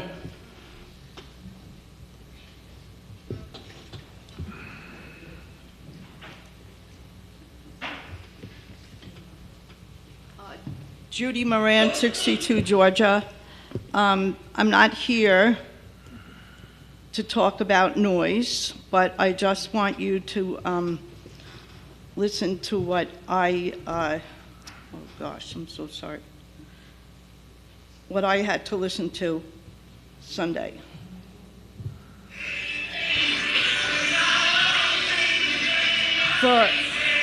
For almost 9 hours. Okay? It just went on and on and on. And in the words of my son, who lives in Michigan, Mom, they don't care because if they cared, they would have done something already. So anyway, next thing, we have a new yogurt place that opened up on Beach Street. Place is unbelievable. Whatever they're serving, there's a line out the door, down the block. But the parking issue, I couldn't get into my driveway twice this week. Called the police, another car double parked across the street, and I called the police again. I came here tonight, there was 2 cars double parked. It's a mess. I've told the police, nothing seems to be getting done. The police Okay? aren't responding to your call? No, nobody came. Nobody came. All right, we'll check. Okay, and then- Obviously, we're going to check into that, Yeah. yes? It's a big problem. And even my neighbors, again, they won't say anything because they've got all illegal rentals, so they're not going to say anything. Okay, the other thing is, and a couple of weeks ago, a neighbor of mine came up and talked about the sewer problem. I just want to make a comment. I wasn't able to come to that meeting, but do you think it might be for the overcrowding in these houses down in the West End? The illegal apartments may be causing the sewer systems to be overtaxed. So I just want you said you were going to start looking into second kitchens. Never happened. But that's all I wanted to say. Thank you. All right, thank you.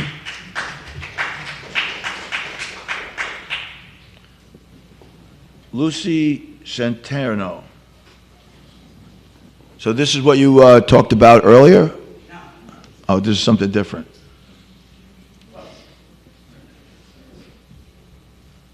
Okay. Just going by your topics. Okay. Rite Aid's gone. Crunch Fitness is going into their building. I have Synergy across the street. I have the Hollywood Fitness Club. We have, I don't know how many pizza bars, parlors, and Chinese restaurants, and God knows how many nail salons are in Long Beach. I want to know when somebody's going to do something Open a about- bookstore. No, I'm kidding. Put in a real store. Store for clothes or something like that. Yeah, I agree. You know, which would be, I think it would be an idea since everybody has to wear them. The other thing is this. The city council, not you alone, many city councils, because I used to be at all of them, they listen to the public. No, I lie.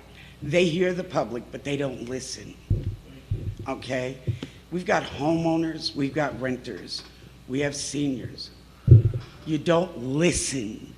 You hear them, you don't listen. I write down notes. Okay? That's fine. Do you read them again? Yes. Okay. Because I'm sure people in this audience would love to hear what you're doing in our community to benefit the residents that live here year-round. I personally think we're doing a lot. Okay. Hmm? I don't think you're doing enough. All right. You're Okay? entitled to your I'm- opinion. Like I said, I'm here 63 years. I don't know who lives here for life. I'm not sure, but I can tell you this.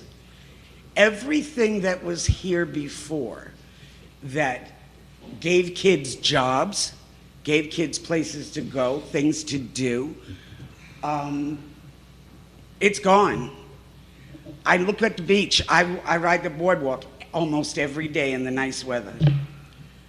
We have less people coming to our beach than we have in the past years. I'm dead serious. It's awful. Now you've got the little eateries on the boardwalk, and that's wonderful. What's there for the kids? The water, the sand, ice cream. You need to think about it. And I know I have that given it a lot of thought, and I'll tell you what. They knocked down a lot of those great things that the kids used to do, and what did they build? They built condos. Yes, and they that did. seems to be what happened for many, many years. Mhm. And one of the things that we are trying to control is the overdevelopment. And the overdevelopment are the condos. So you're right. A lot of things have gone that kids used to do, and I was one of those kids. So I agree with you totally. And what we're trying to do is make sure there isn't overdevelopment in this town. So I agree with you. Thank you for saying that. Okay, but I need you not only to agree with me, do something about it. Yes, we're trying. Okay, and these fitness places and stuff, they're wonderful. But we're Long Beach, Yeah. okay? How many fitness places does Long Beach need? How many pizzerias or nail shops or Chinese food places? How many of these places do you need in this community? Because I feel it's overpopulated with all of that, and not enough to find stuff to do for the kids. Like a Chuck E. Cheese. Yes, right where that dry cleaner used to be Or an on ice Long cream Beach truck. Road. Okay? The other one where Pier 1 used to be, perfect place. You put a dollar store there that's not a dollar store. All right. So, I mean, there's places. The lots on Broadway, Well, that's another story. okay? We have to do something. I agree. Actively do something. Thank you. Ken Gopal.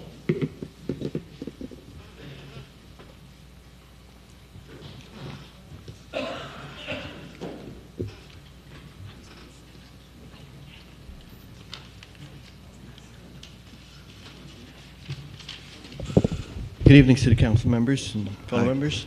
I don't know how I'm going to follow that. But, all right, so You got to follow something. yes, absolutely. So what I want to urge you today, maybe this, I'm probably preaching to the choir right now, but when we're doing these software contracts, software as a service, which you call SaaS, I was wondering how much of a priority you make cybersecurity, as it should be a top priority, and I'm urging you to do that. What was the question? These software You got to speak contracts- right into this thing right there. The software Yeah. contracts There you go. that we engage in, like with, for example, Tyler and others, Right. to provide services to the city. I was wondering if you have a framework to make cybersecurity a top priority when you're engaging in these contracts. Right. All right, great. Two things I want to zone in on: the protection of the critical infrastructure and the vendor risk management. As you may not be aware, but Tyler's a great company. I own the stock. But even they are subjected to cybersecurity failures. In 2020, Tyler Tech was breached. They had a major ransomware attack, shut down services, affects municipalities. And in 2024, they faced a class action lawsuit regarding data incidents, data exposure. And this trickles down to the vendor risk management. You know, they outsource their software coding to third-party vendors. I think Wall Street Journal did an article on that recently, where some of these vendors were actually North Korean operatives posing as American citizens, you know, stolen identity, that kind of thing. So I think I just want you to be aware of that when you sign these contracts with these guys, to make sure you're asking the right questions regarding cybersecurity. Make it a top priority. All right. Thank you very much. No, we're good. Thanks. Crystal Lake.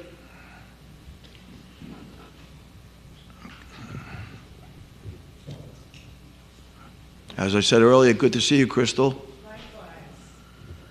Thank you so much. Although I did see you at St. Mary's the other day. Yes, you did. Right. Good evening, ladies and gentlemen. My first... Just you're going to have to speak into the mic because you don't want to get yelled at. Ladies and gentlemen, Crystal Lake, Long Beach, New York. My first concern or question is regarding site number 6, 59, 278, 34, and 35. The end of the boundary says Sycamore Court, but Azalea Court, and then there's another Sycamore Court. So are there 2 Sycamore Courts or 1? I'd have to look at it up. Okay. I'd have to look at it. I'm not sure which. Okay, because when you scroll and click on it, Does it run 2 streets, are you saying? well, there's 2 streets named Sycamore on I'll look at that. on the Oh, information. yeah, and they're parallel? Or they intersect?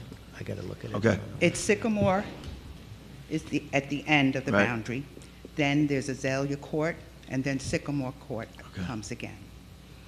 Okay, one of the best documents that I read by the city was and is the Cities of Long Beach Technical Memorandum dated May 2005.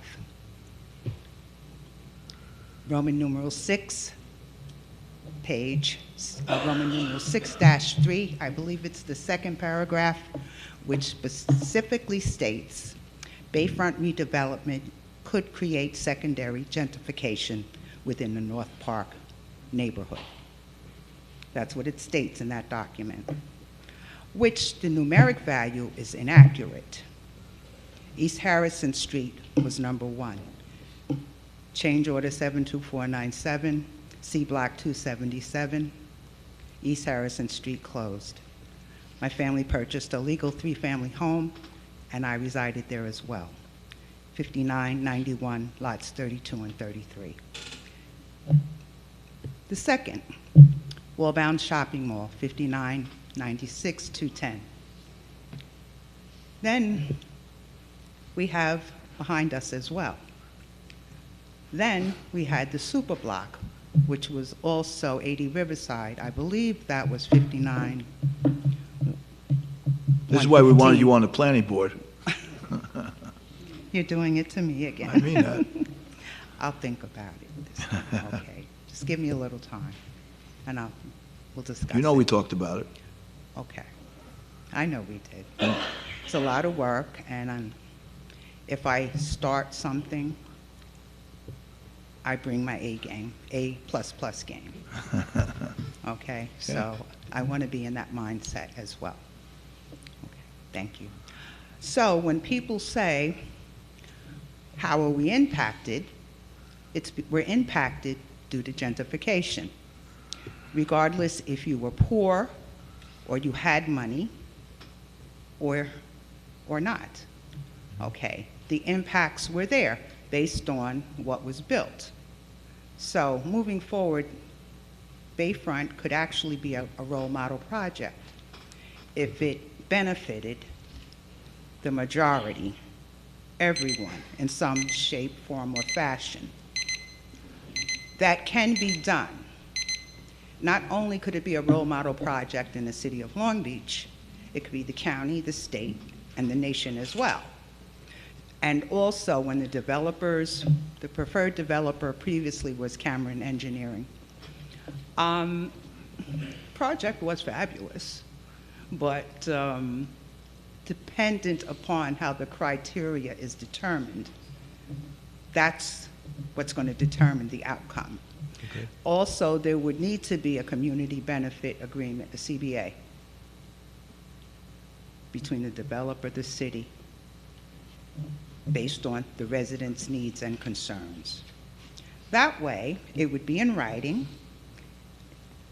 There is nothing to discuss from that point because all the needs should be met pertaining to housing, employment, education, social and cultural opportunities.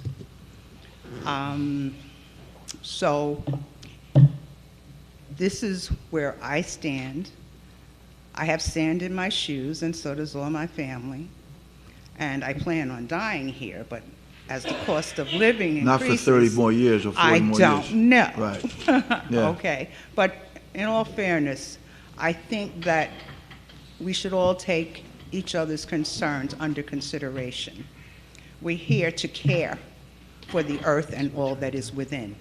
Yes, So that is our obligation and our duty to do that. totally agree. So thank you, ladies and gentlemen, for your time and space. Thank you. Good evening. Appreciate it. Thank you. I'll give a little applause to her.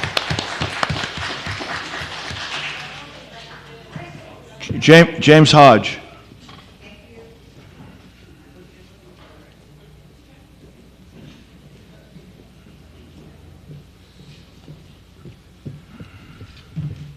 James Hodge, 95 East Fulton Street.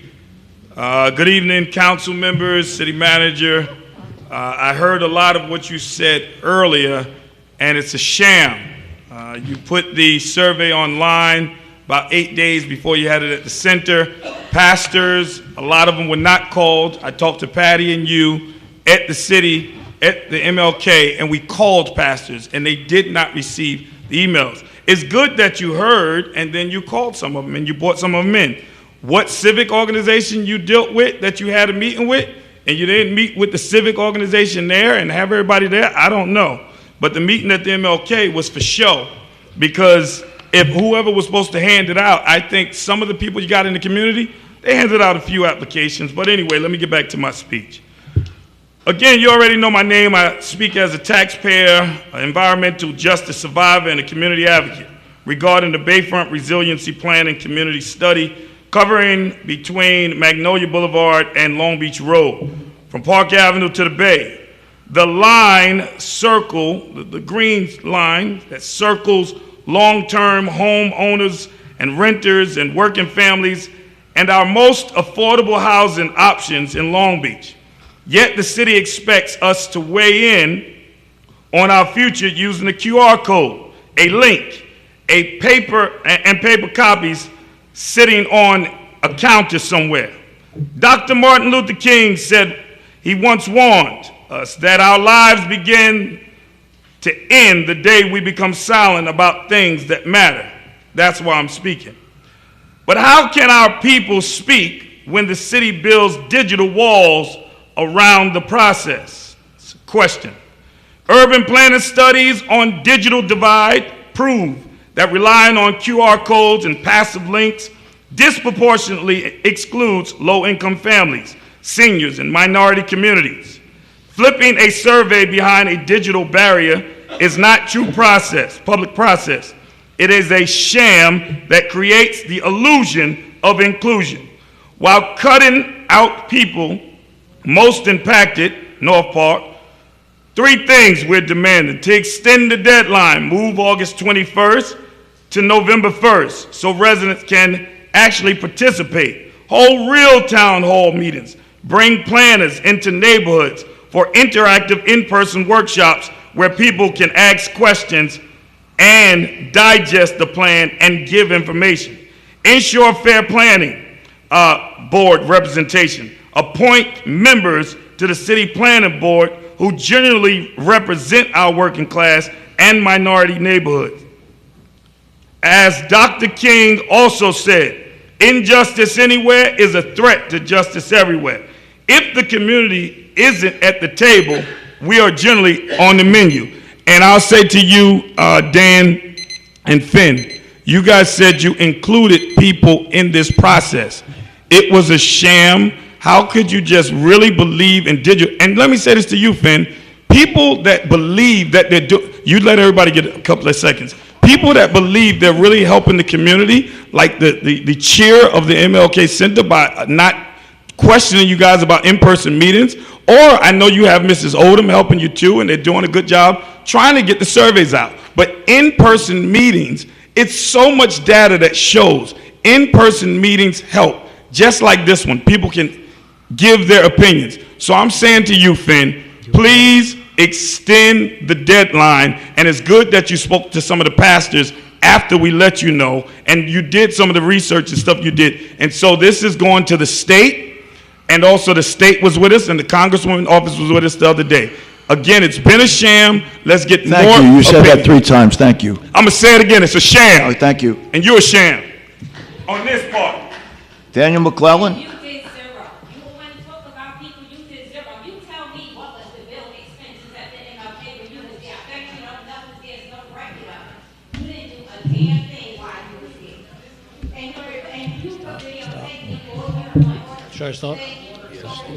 Yeah, go ahead. Go ahead, Mr. McClellan. Go ahead. Hi. Stop. Just stop. Thank you. How you doing? My name is Danny McClellan. First time at a council meeting. Lucky you. I have nervous tics, so bear with me. You'll be back. I live at 25 West Broadway, across from Riptides.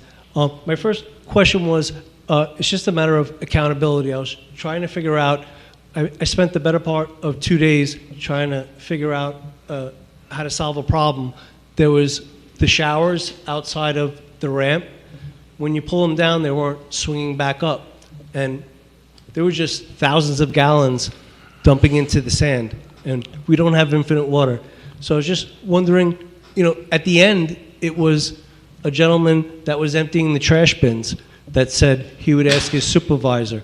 But the challenge is, I think there's a kink in the process where during the day, the best person who has line of sight is the person collecting the passes. And if he's not coming till the end of the day and all he did was lift it up, but the next person that brings it down. So I guess my question is... It was broken, obviously needs to be replaced. Yeah, right. So who is it that I could reach out to, and who should the public reach out to?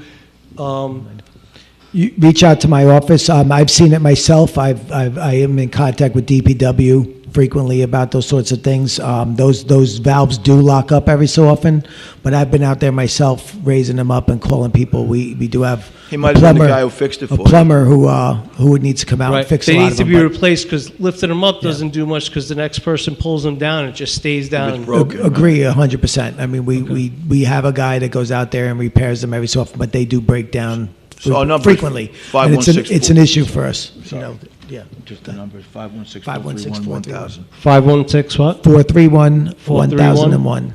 1001? Yep. Awesome. Next thing is, I have some time in my hands, so I had a concept for a parks and people, a pets and people park for a lot that isn't being used right now. It's owned by J.C. Dwight. I know that they're not interested in selling. That's not what I had in mind.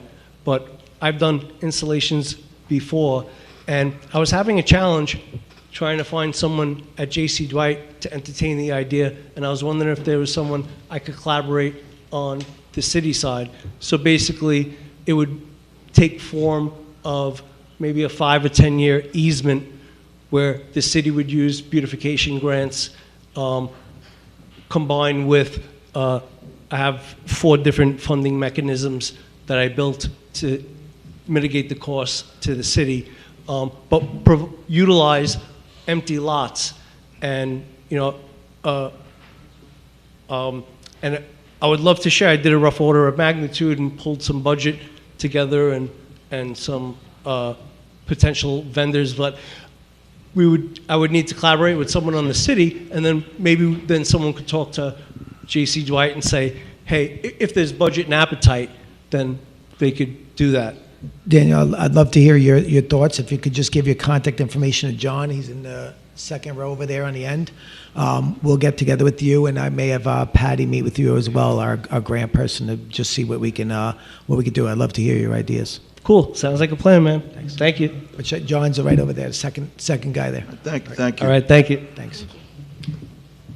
Kathleen O'Leary?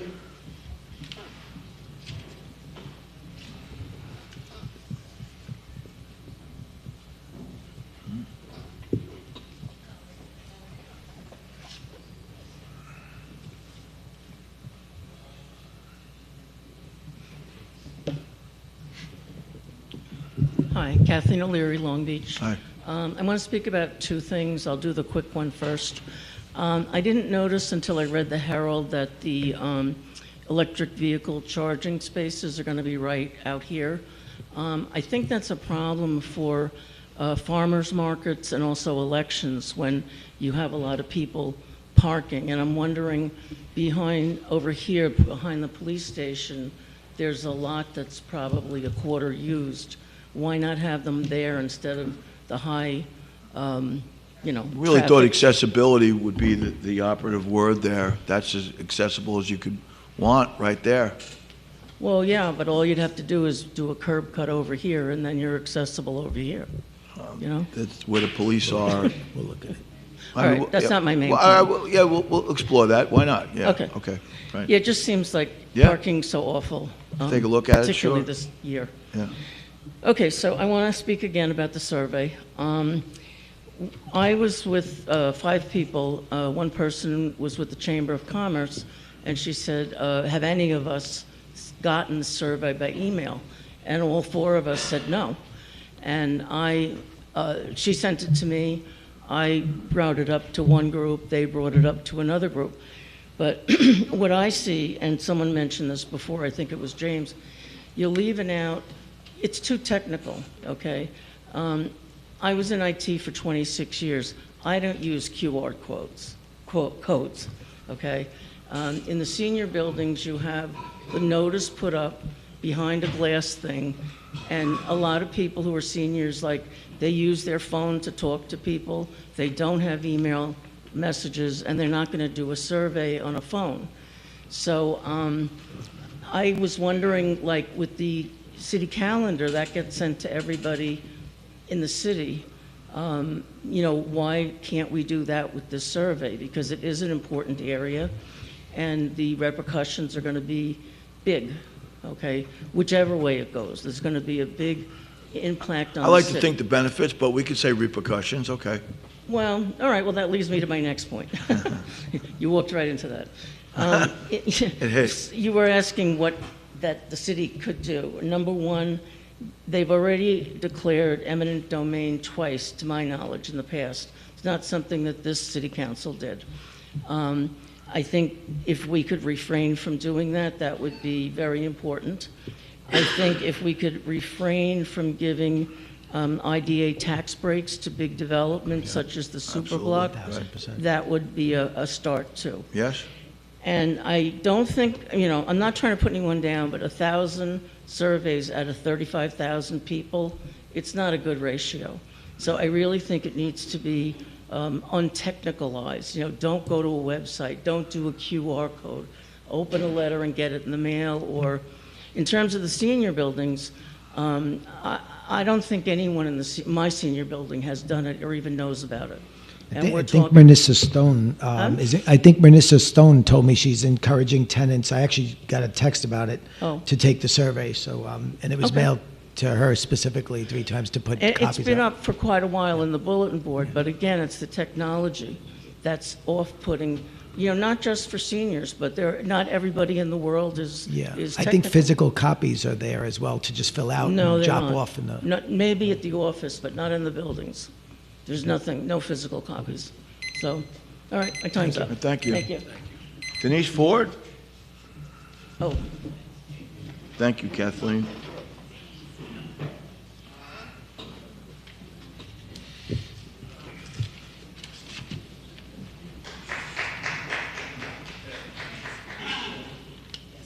Is that walk-up applause for you? I don't know why. Denise Ford, Ohio Avenue, good evening. I would like to know the status of that parking study. I brought it up at the beginning of this year, and I understand that there was an issue with the person who had owned the company, but that the data was still accessible and that you were going to have somebody review it and whatever. So We are. I'm curious, and you thought maybe in August we'd be able to have a better Yeah. understanding. John, I think they're presenting at the next meeting, right? Yep. So we'll be able to hear about what the study is, what the findings are, and if the city council will accept it or not? All right, thank you. That's really good news. All right, regarding to the pool, okay, you're lucky that now that I go there a lot. But what, if any, grants has the city applied for in regarding the pool? I had noticed that it's not included in the capital plan for this year. And my other question would be, when the pool is closed for maintenance, what are you doing to address the liner? Because it has been a constant problem for the past couple of years. And also, while it's closed, does the city use machines to thoroughly clean the floors throughout the pool area and the locker rooms? Because, you know, the people there, the maintenance people, do a phenomenal job on a daily basis. I mean, you know, like if you see anything in the pool, they don't hesitate to take a net. Like they don't wait for the night to all of a sudden say, well, we'll clean it, we'll clean all the stuff out. But even if the lifeguards will go and clean the pool out if they see something in it.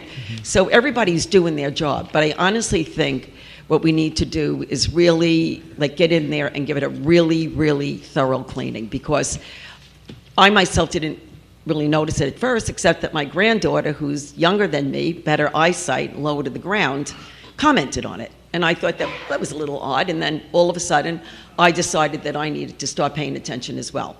And I don't think it's a big ask. I think it's something, you know, when we think about illnesses popping up and everything, I think that probably for the betterment of the residents here, to try to get it as clean as possible, because it does look a little dingy, and I think it probably would be worth the effort, you know, to take care of it.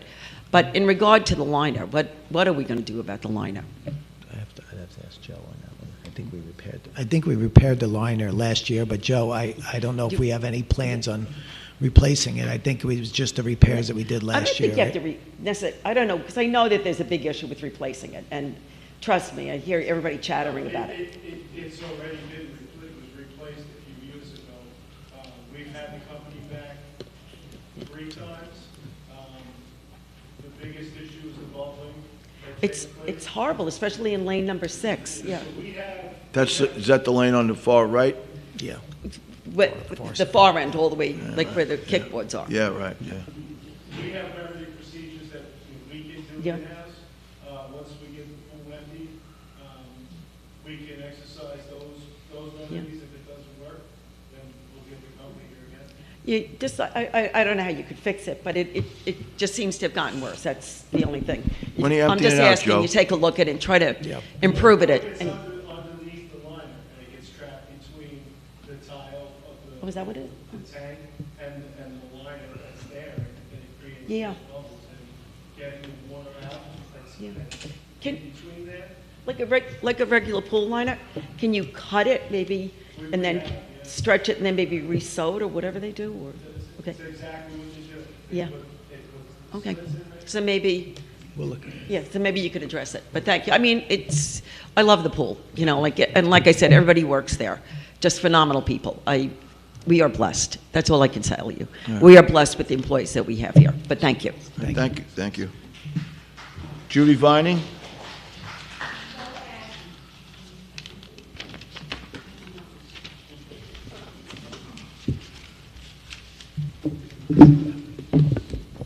I think, as you can see, Judy Vining, Long Beach, I think, as you can see, I'm a bit schizophrenic tonight. That's why I've got two things. One of the things I need to talk to from Long Beach Aware perspective, and the other is me, the citizen. So, I don't know. Could I maybe have 3 minutes as a head of an organization and 3 minutes as a citizen? 3 minutes per person, I'm sorry. Well... Think about if everybody did that. Okay. Okay, but that's really not We'll what be I here meant. till 12:30 Okay. instead of 11:30. Okay. But what I do want to share with you from Long Beach Aware, that I just lost, God, I'm not good at this, is that, what was it, several meetings ago, you did pass an ordinance or a resolution about, what was it? Oh, yeah. About employees who are found under the influence, and you talked about remediation, because we know that these are people who need help at least one time, you know, not diagnosing somebody I've never seen, but at least one time, we'll do it, we'll get it right. At least one time in their lives, they've certainly abused either alcohol or another substance if they show up at work under the influence. So I am so supportive of what you did. What I'm asking you to do is take another look at it. I wasn't here, because guess what? Daughter's wedding preempts this, but I wasn't here. But I would think that one part of it, Greg, I thought said, encourage people to use persons in the community. Encourage people to use persons in the community. I would ask that you take another look at that piece and talk about maybe OASIS or OMH certified persons, because I hate to say it, but there are so many self-appointed, experts that are not, real experts.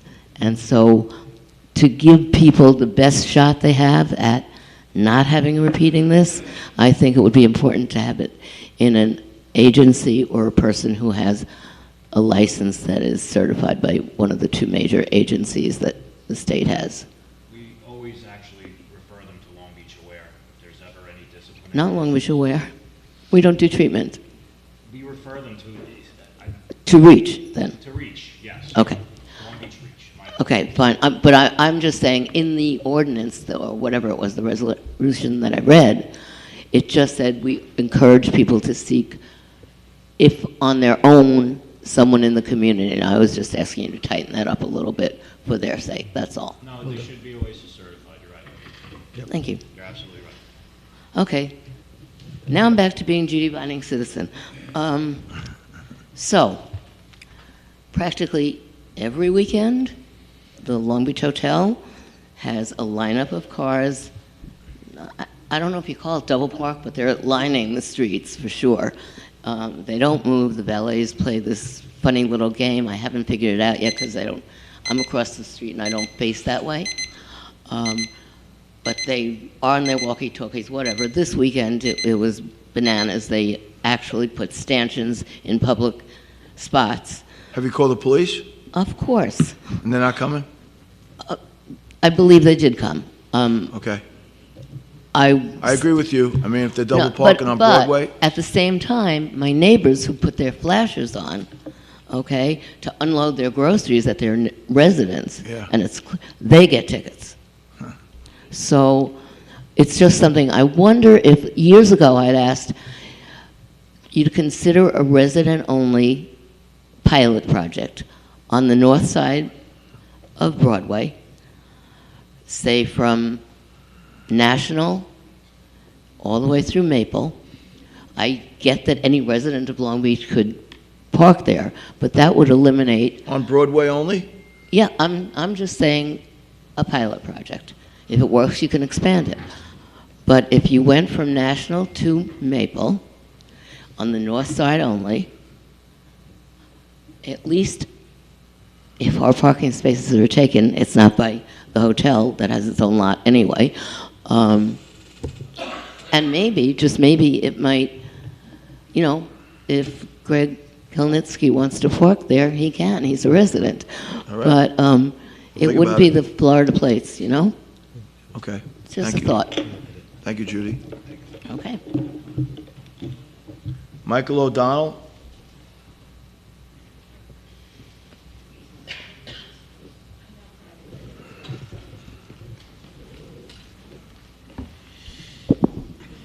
Hello, Mike O'Donnell, 65 Georgia.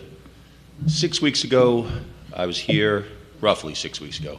I explained of the backups in the city sewer line from the bars, the restaurants, the storefronts, all coming into the city sewer line. So now, roughly 6 weeks, I'm looking now for an update and see where you are finding the proximate cause, the issue, and resolving the issue. So yes, I do not have a backup in the last 6 weeks, and that is good. So that's awesome. But through the years, seems like every 6 months I have a backup. On the police records, I'm calling the police, So at the moment, I'm a hot topic. I would think so, but I don't want to fall off. So now I'm really looking to say, it can't just be, hey, we're going to clean the line, we're going to remove the grease, and then in time we fall back to where we were. There needs to be enforcement on this topic into the bars, into the restaurants. So once again, I'm here 6 weeks later, and I'm looking for an update. Please. I think we changed the procedure that we talked about. I don't know if the issue is the bars or the residences upstream of it. I think we've been doing the maintenance. I don't think you've had an issue since then. I'm not sure exactly what update you're looking for. I think we walked you through everything that we've changed in the policies and what we've been doing. I don't know where you want to go from there. But there's no enforcement or anything that's not being done. There's no issues upstream of it that were recognized that were causing an issue. I'm not sure what update you're looking for. Okay, I'll clarify. So in the last 6 weeks, give or take, I see the city sewer department there, and they're pumping, and they're doing their thing, and everything's moving. But I see them there with the snake in the line, and they're unclogging things.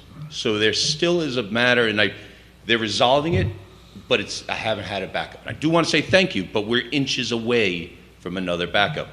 So yes, there does need to be steps further. Yes, your building department, the inspectors, they need to go into the bars. They need to go into the restaurants. They need to say, hey, this can't be happening. There has to be a way things can be enforced, or if it's not being enforced today, it needs to be changed, and a policy needs to be changed. What enforcement are you talking about? What issue have you recognized that we haven't seen that needs to be enforced? Because grease still coming into the city sewer lines. I don't know if that's necessarily true. It is true, because I stand over the city sewer line when the men are working, and we're like, holy S, and we look at it, and we're like, that's grease. That's clear enough. That's a big blob of grease. So yes, it is grease. I haven't gotten that report, but I'll check with the guys after when we go back, and I'll talk with Ken. We'll see if there's any reports of big blobs of grease. I haven't seen that, It is. but I'll check on it. I'll take your word for it, but I have to check and make sure that they agree. And I don't know if they've seen the same, but I'll take your word for it. For that, okay. So yes, do those steps, please. But I do ask, we need resolution. If whatever policy's in place right now, it needs to be changed. You cannot continue to go forward and say, hey, it's going to fall off. I'm once again looking for a further update of what you're doing, inspecting the buildings, the restaurants. We don't have to talk in a big grand area, but the process does need to change, is what I'm here to say, basically, because I can't keep coming and, hey, when's it going to happen again? When's it going to happen again? And I'm documented with all the police records that this is an issue. It's not a story I'm making up. So, all right, well, someone want to talk to me further and tell me a process, or get back to me in a timeline and say, hey, Mike, it's been 6 weeks, and now here's a new process. Here's what we're going to do. Like somewhere, it doesn't have to be done in a week, but something has to be done. we did that, right? I mean, didn't we go through with you everything that we've changed since you originally came to But us? you're not listening to what I'm asking. No, I'm totally listening to what you're asking. I hear you loud and clear. I think we've changed it. You haven't had another issue since then. I think But you're- I am not the topic. The topic is the grease into the city sewer lines from the So restaurants again, and the let me bars. check with Ken and the people and see if the grease is the issue. I don't know if it is. I was told it was not. Let me look into it. I also said I get will. stories. Sometimes people give me a story and hope that I go away. I'm not going away. So again, like it's, we showed you what we changed. Let me look and see if there's anything else that we missed that you say happened. I told you already. I'll take your word for it that it's an issue, that there's grease in it. But right now, we changed the policies and we changed the way in which we're doing this work. We changed the way in which we maintain that system. We've shown you the changes we've made. You haven't had a backup since. Let me look. Let me again take your word for it and see if there's grease in it. If there's grease in it, and that's shown, and our guys confirm that, then we'll look and go upstream and see where the issue is, and Okay. we'll address it. but I have spoken to your guys, and I've stood over there once Again, again. so- I can't Okay. tell you until I talk to them and I know what the But situation to be is. clear, I don't know how else to answer you. To be clear, it's not, the city sewer line should not be filled up with grease. So the fact that, yes, I'm the problem would, at the end you. result. We understand. But it can't be. I repeated myself like 10 times. We all get it. Everyone right, must, right. after the 10 times, everyone must understand. I got it on the first time, but. Yes, yeah, yes, okay. yes. So, Thank come again in another 2 weeks, like where do we go? Like, I think he's going to speak with these people about it, so thank you. You're going to talk to your Okay, man? yeah, thank you. Thank you. Eileen Hessian. Okay. Karen Riskin. She's not here. They must have signed in multiple times. Dale Greenstein, you've already been up, right? Yes. No, no. You have. Ronnie Paganini. I don't see him. He's on a roll. Wanda Brooks.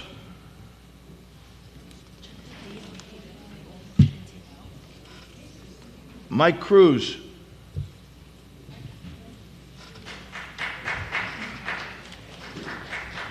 Walk-up applause, I love that. You must be somebody, Mike. You get walk-up applause. When you get walk-up applause, you've done something right.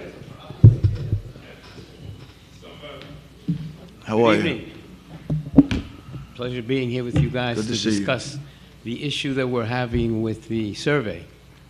And I think that what we need to do, and you know, the impact that we're going to have in the North Park area is going to impact our minority community. And a lot of the residents that I know, of course, a lot of them that are Latino, have come to me and says, what is this? And although it's translated, it's very difficult for them to understand it and how they're going to do it. So we're requesting an extension, which has already been brought to your attention. And I know you guys are going to work on it, but it's how we do these planning gatherings with the community. Because if we have sit-downs and we talk amongst each other, it's better than having these plaques that put out all the beautiful things that are going to be done, but nobody's understanding how it's going to be done. So if we get the planning board and some of you guys to sit down with the community to talk about these things, it'll make it much better. And all I'm asking is, how do we put that together so we can make it, because we need the project. And this has been, we've been over this 10 years, 12 years about what we're going to do with the Bayfront. There's been money there. I know I used to work in the city. I did some work, as a matter of fact, on identifying brownfields. So we're going to confer about maybe having another meeting before that September 22nd meeting. We'll have to talk about this. Yeah, because I think Patty? you know, it's very important for us to communicate with each other, you know, because Absolutely. if we sit down and Totally talk, agree. it's better than just It's standing on. around and It's looking. on. So Can I add that's something, our if that's request. okay? The request. I'd just like to, go ahead. The request from the community, the North Park community is, Right. let's get together. Let's put this together in a way that Right. it works for the city and it works for the community that's being impacted by it. Absolutely. Because the impact is great. Gentrification has happened, like Crystal says, and that's back, I've been Yeah. here over 50 years. Right. And I know a lot of the people in town. And, you know, coming from a background that I've retired from the city and done a lot of work, I want to sit down and make sure that this is going to happen for the city. We all Long Beach is do. a beautiful city. Right. And we need to take care of it, protect it. There's environmental issues that we need to address Yes. together. Right. So that's my answer. Okay. Patty, do Thank you you have for an giving me the opportunity. Do you have an answer, Patty? Yes, hi, Mike. First of all, I want to thank you so much for being engaged. I know we gave you paper copies of the survey and you've been sharing, as many other people have, but I know specifically you came up to our office. I want to say that your idea of sitting down and talking about the issues is exactly what's going to happen at the second meeting. So we're on the same page. Our consultants want the second meeting, because we had one meeting already, the second meeting where they will have analyzed the survey results, talk to us, can you hear me? No. Yeah. Analyze the survey results, and they're going to come up with a way of representing it visually and with some simple questions. And then we will sit down at the second meeting in small groups at tables with a consultant and staff and people who are attending the meeting, so small groups may be like 10 people, 8, 10 people, to discuss the ideas, saying, here's a summary of what we've heard. What do you think? Do you like this idea? Do you not like this idea? What are we missing? So it's exactly what you're talking about. And that will be all collected, which will lead to a third meeting.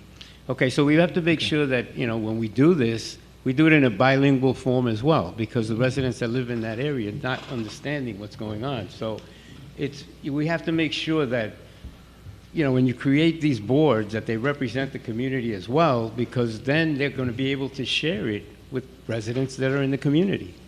Absolutely, Mike. So I think that that's the key to this. And, I appreciate, Pat, I know we've worked many years on these things, and like I said, it's very important for us to get this right. Absolutely. For our community. I appreciate your input. Thank you. Thank you.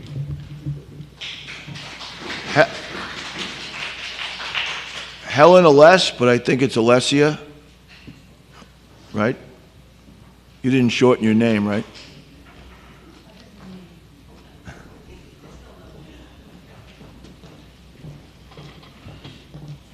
Oh, right.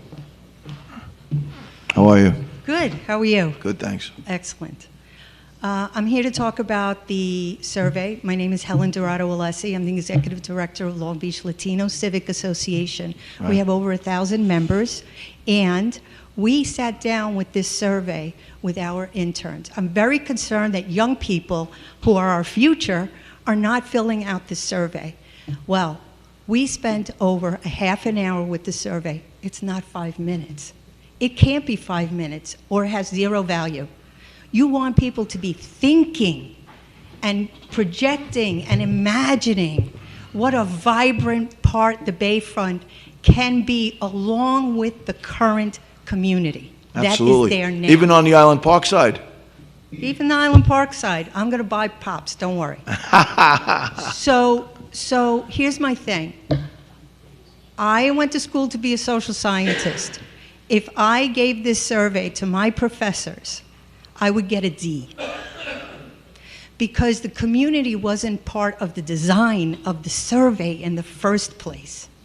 Number one. Number two, we haven't been told what your goal is. The goal of the survey itself, it's called a resiliency goal. What needs to be resilient? What are we trying to get at here? What is not resilient right now? It's a cultural, beautiful part of our city. Number three. Well, it will be. It will be. It still is. It is now, sir. You mean the Bayfront? It is now, sir. Not exactly over there. If you walk over there, it's coming along. Our building is right across from there, and what I see is beautiful, too. Okay, all right. So, can it be improved? Of course. But there's a lot of stuff that can't be changed there. Pipelines and gas lines, and those things remain no matter what. That's right. The third, am I on 3? Yeah, I'm on 3. The third thing is that give us a goal. You want the nonprofit leaders, the faith leaders to get you these surveys. What's the goal, man? The goal What's is, the goal? The How goal many? is everybody having a voice. No, how many? You have to say, generally, a successful survey is 15 to 30%. of the population. With 33,000 people, we're talking about 5,000 to 15,000 people. That's according to social science. Right, but Okay, I so mean, what did your consultants tell you? Okay, this is what we will need to be able to make this meeting Patty was talking about successful. How many surveys? If you have 1,000 surveys out of 33,000 people, what is No, that? I agree on that, but you do understand that out of 35,000 people, only about 8,000 people vote. Okay, but we got 1,000. No, we're 8,000 not would happy. be a No, I'm saying success. we're not happy with 1,000, but we have to be realistic in our goals, and we want to get as many people as we can to participate. My fourth point is the Spanish language that was used is beyond like college level. The New York Times is written for 6th grade reading level. That's the Post. New York Times. And so what about the survey, we're trying to do it with our young people. Half an hour in, they're rolling their eyes, they're saying, what is this? Why are we doing this, Helen? You know, the younger generation, they're not us. They're not reading, I know that. So we gotta make it, this is gonna be their city, basically. Yeah. And so if they're not part of this survey, why are we doing this? Thank you very much, Thank you, appreciate Ellen. it.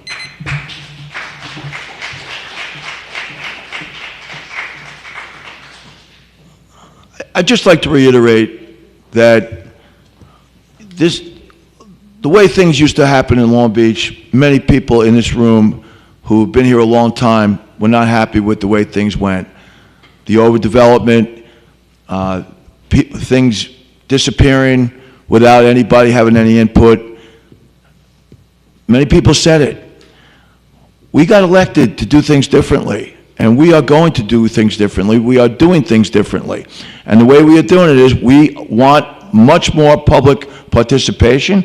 This will be a successful survey. We want it that way. We are not old Long Beach. We are not old Long Beach. We are new Long Beach, and we are going to make it work. We are out of contestants. Can you believe it or not? Thank you, everybody, for coming out. But we are going to make this survey work. Everyone will have a voice. This is not old Long Beach. Arrive home safely. Thank you for your input. Thank you for saying we should extend it. I appreciate it. No, but I know Patty said we need to do the evaluation and then have the meeting. If you're saying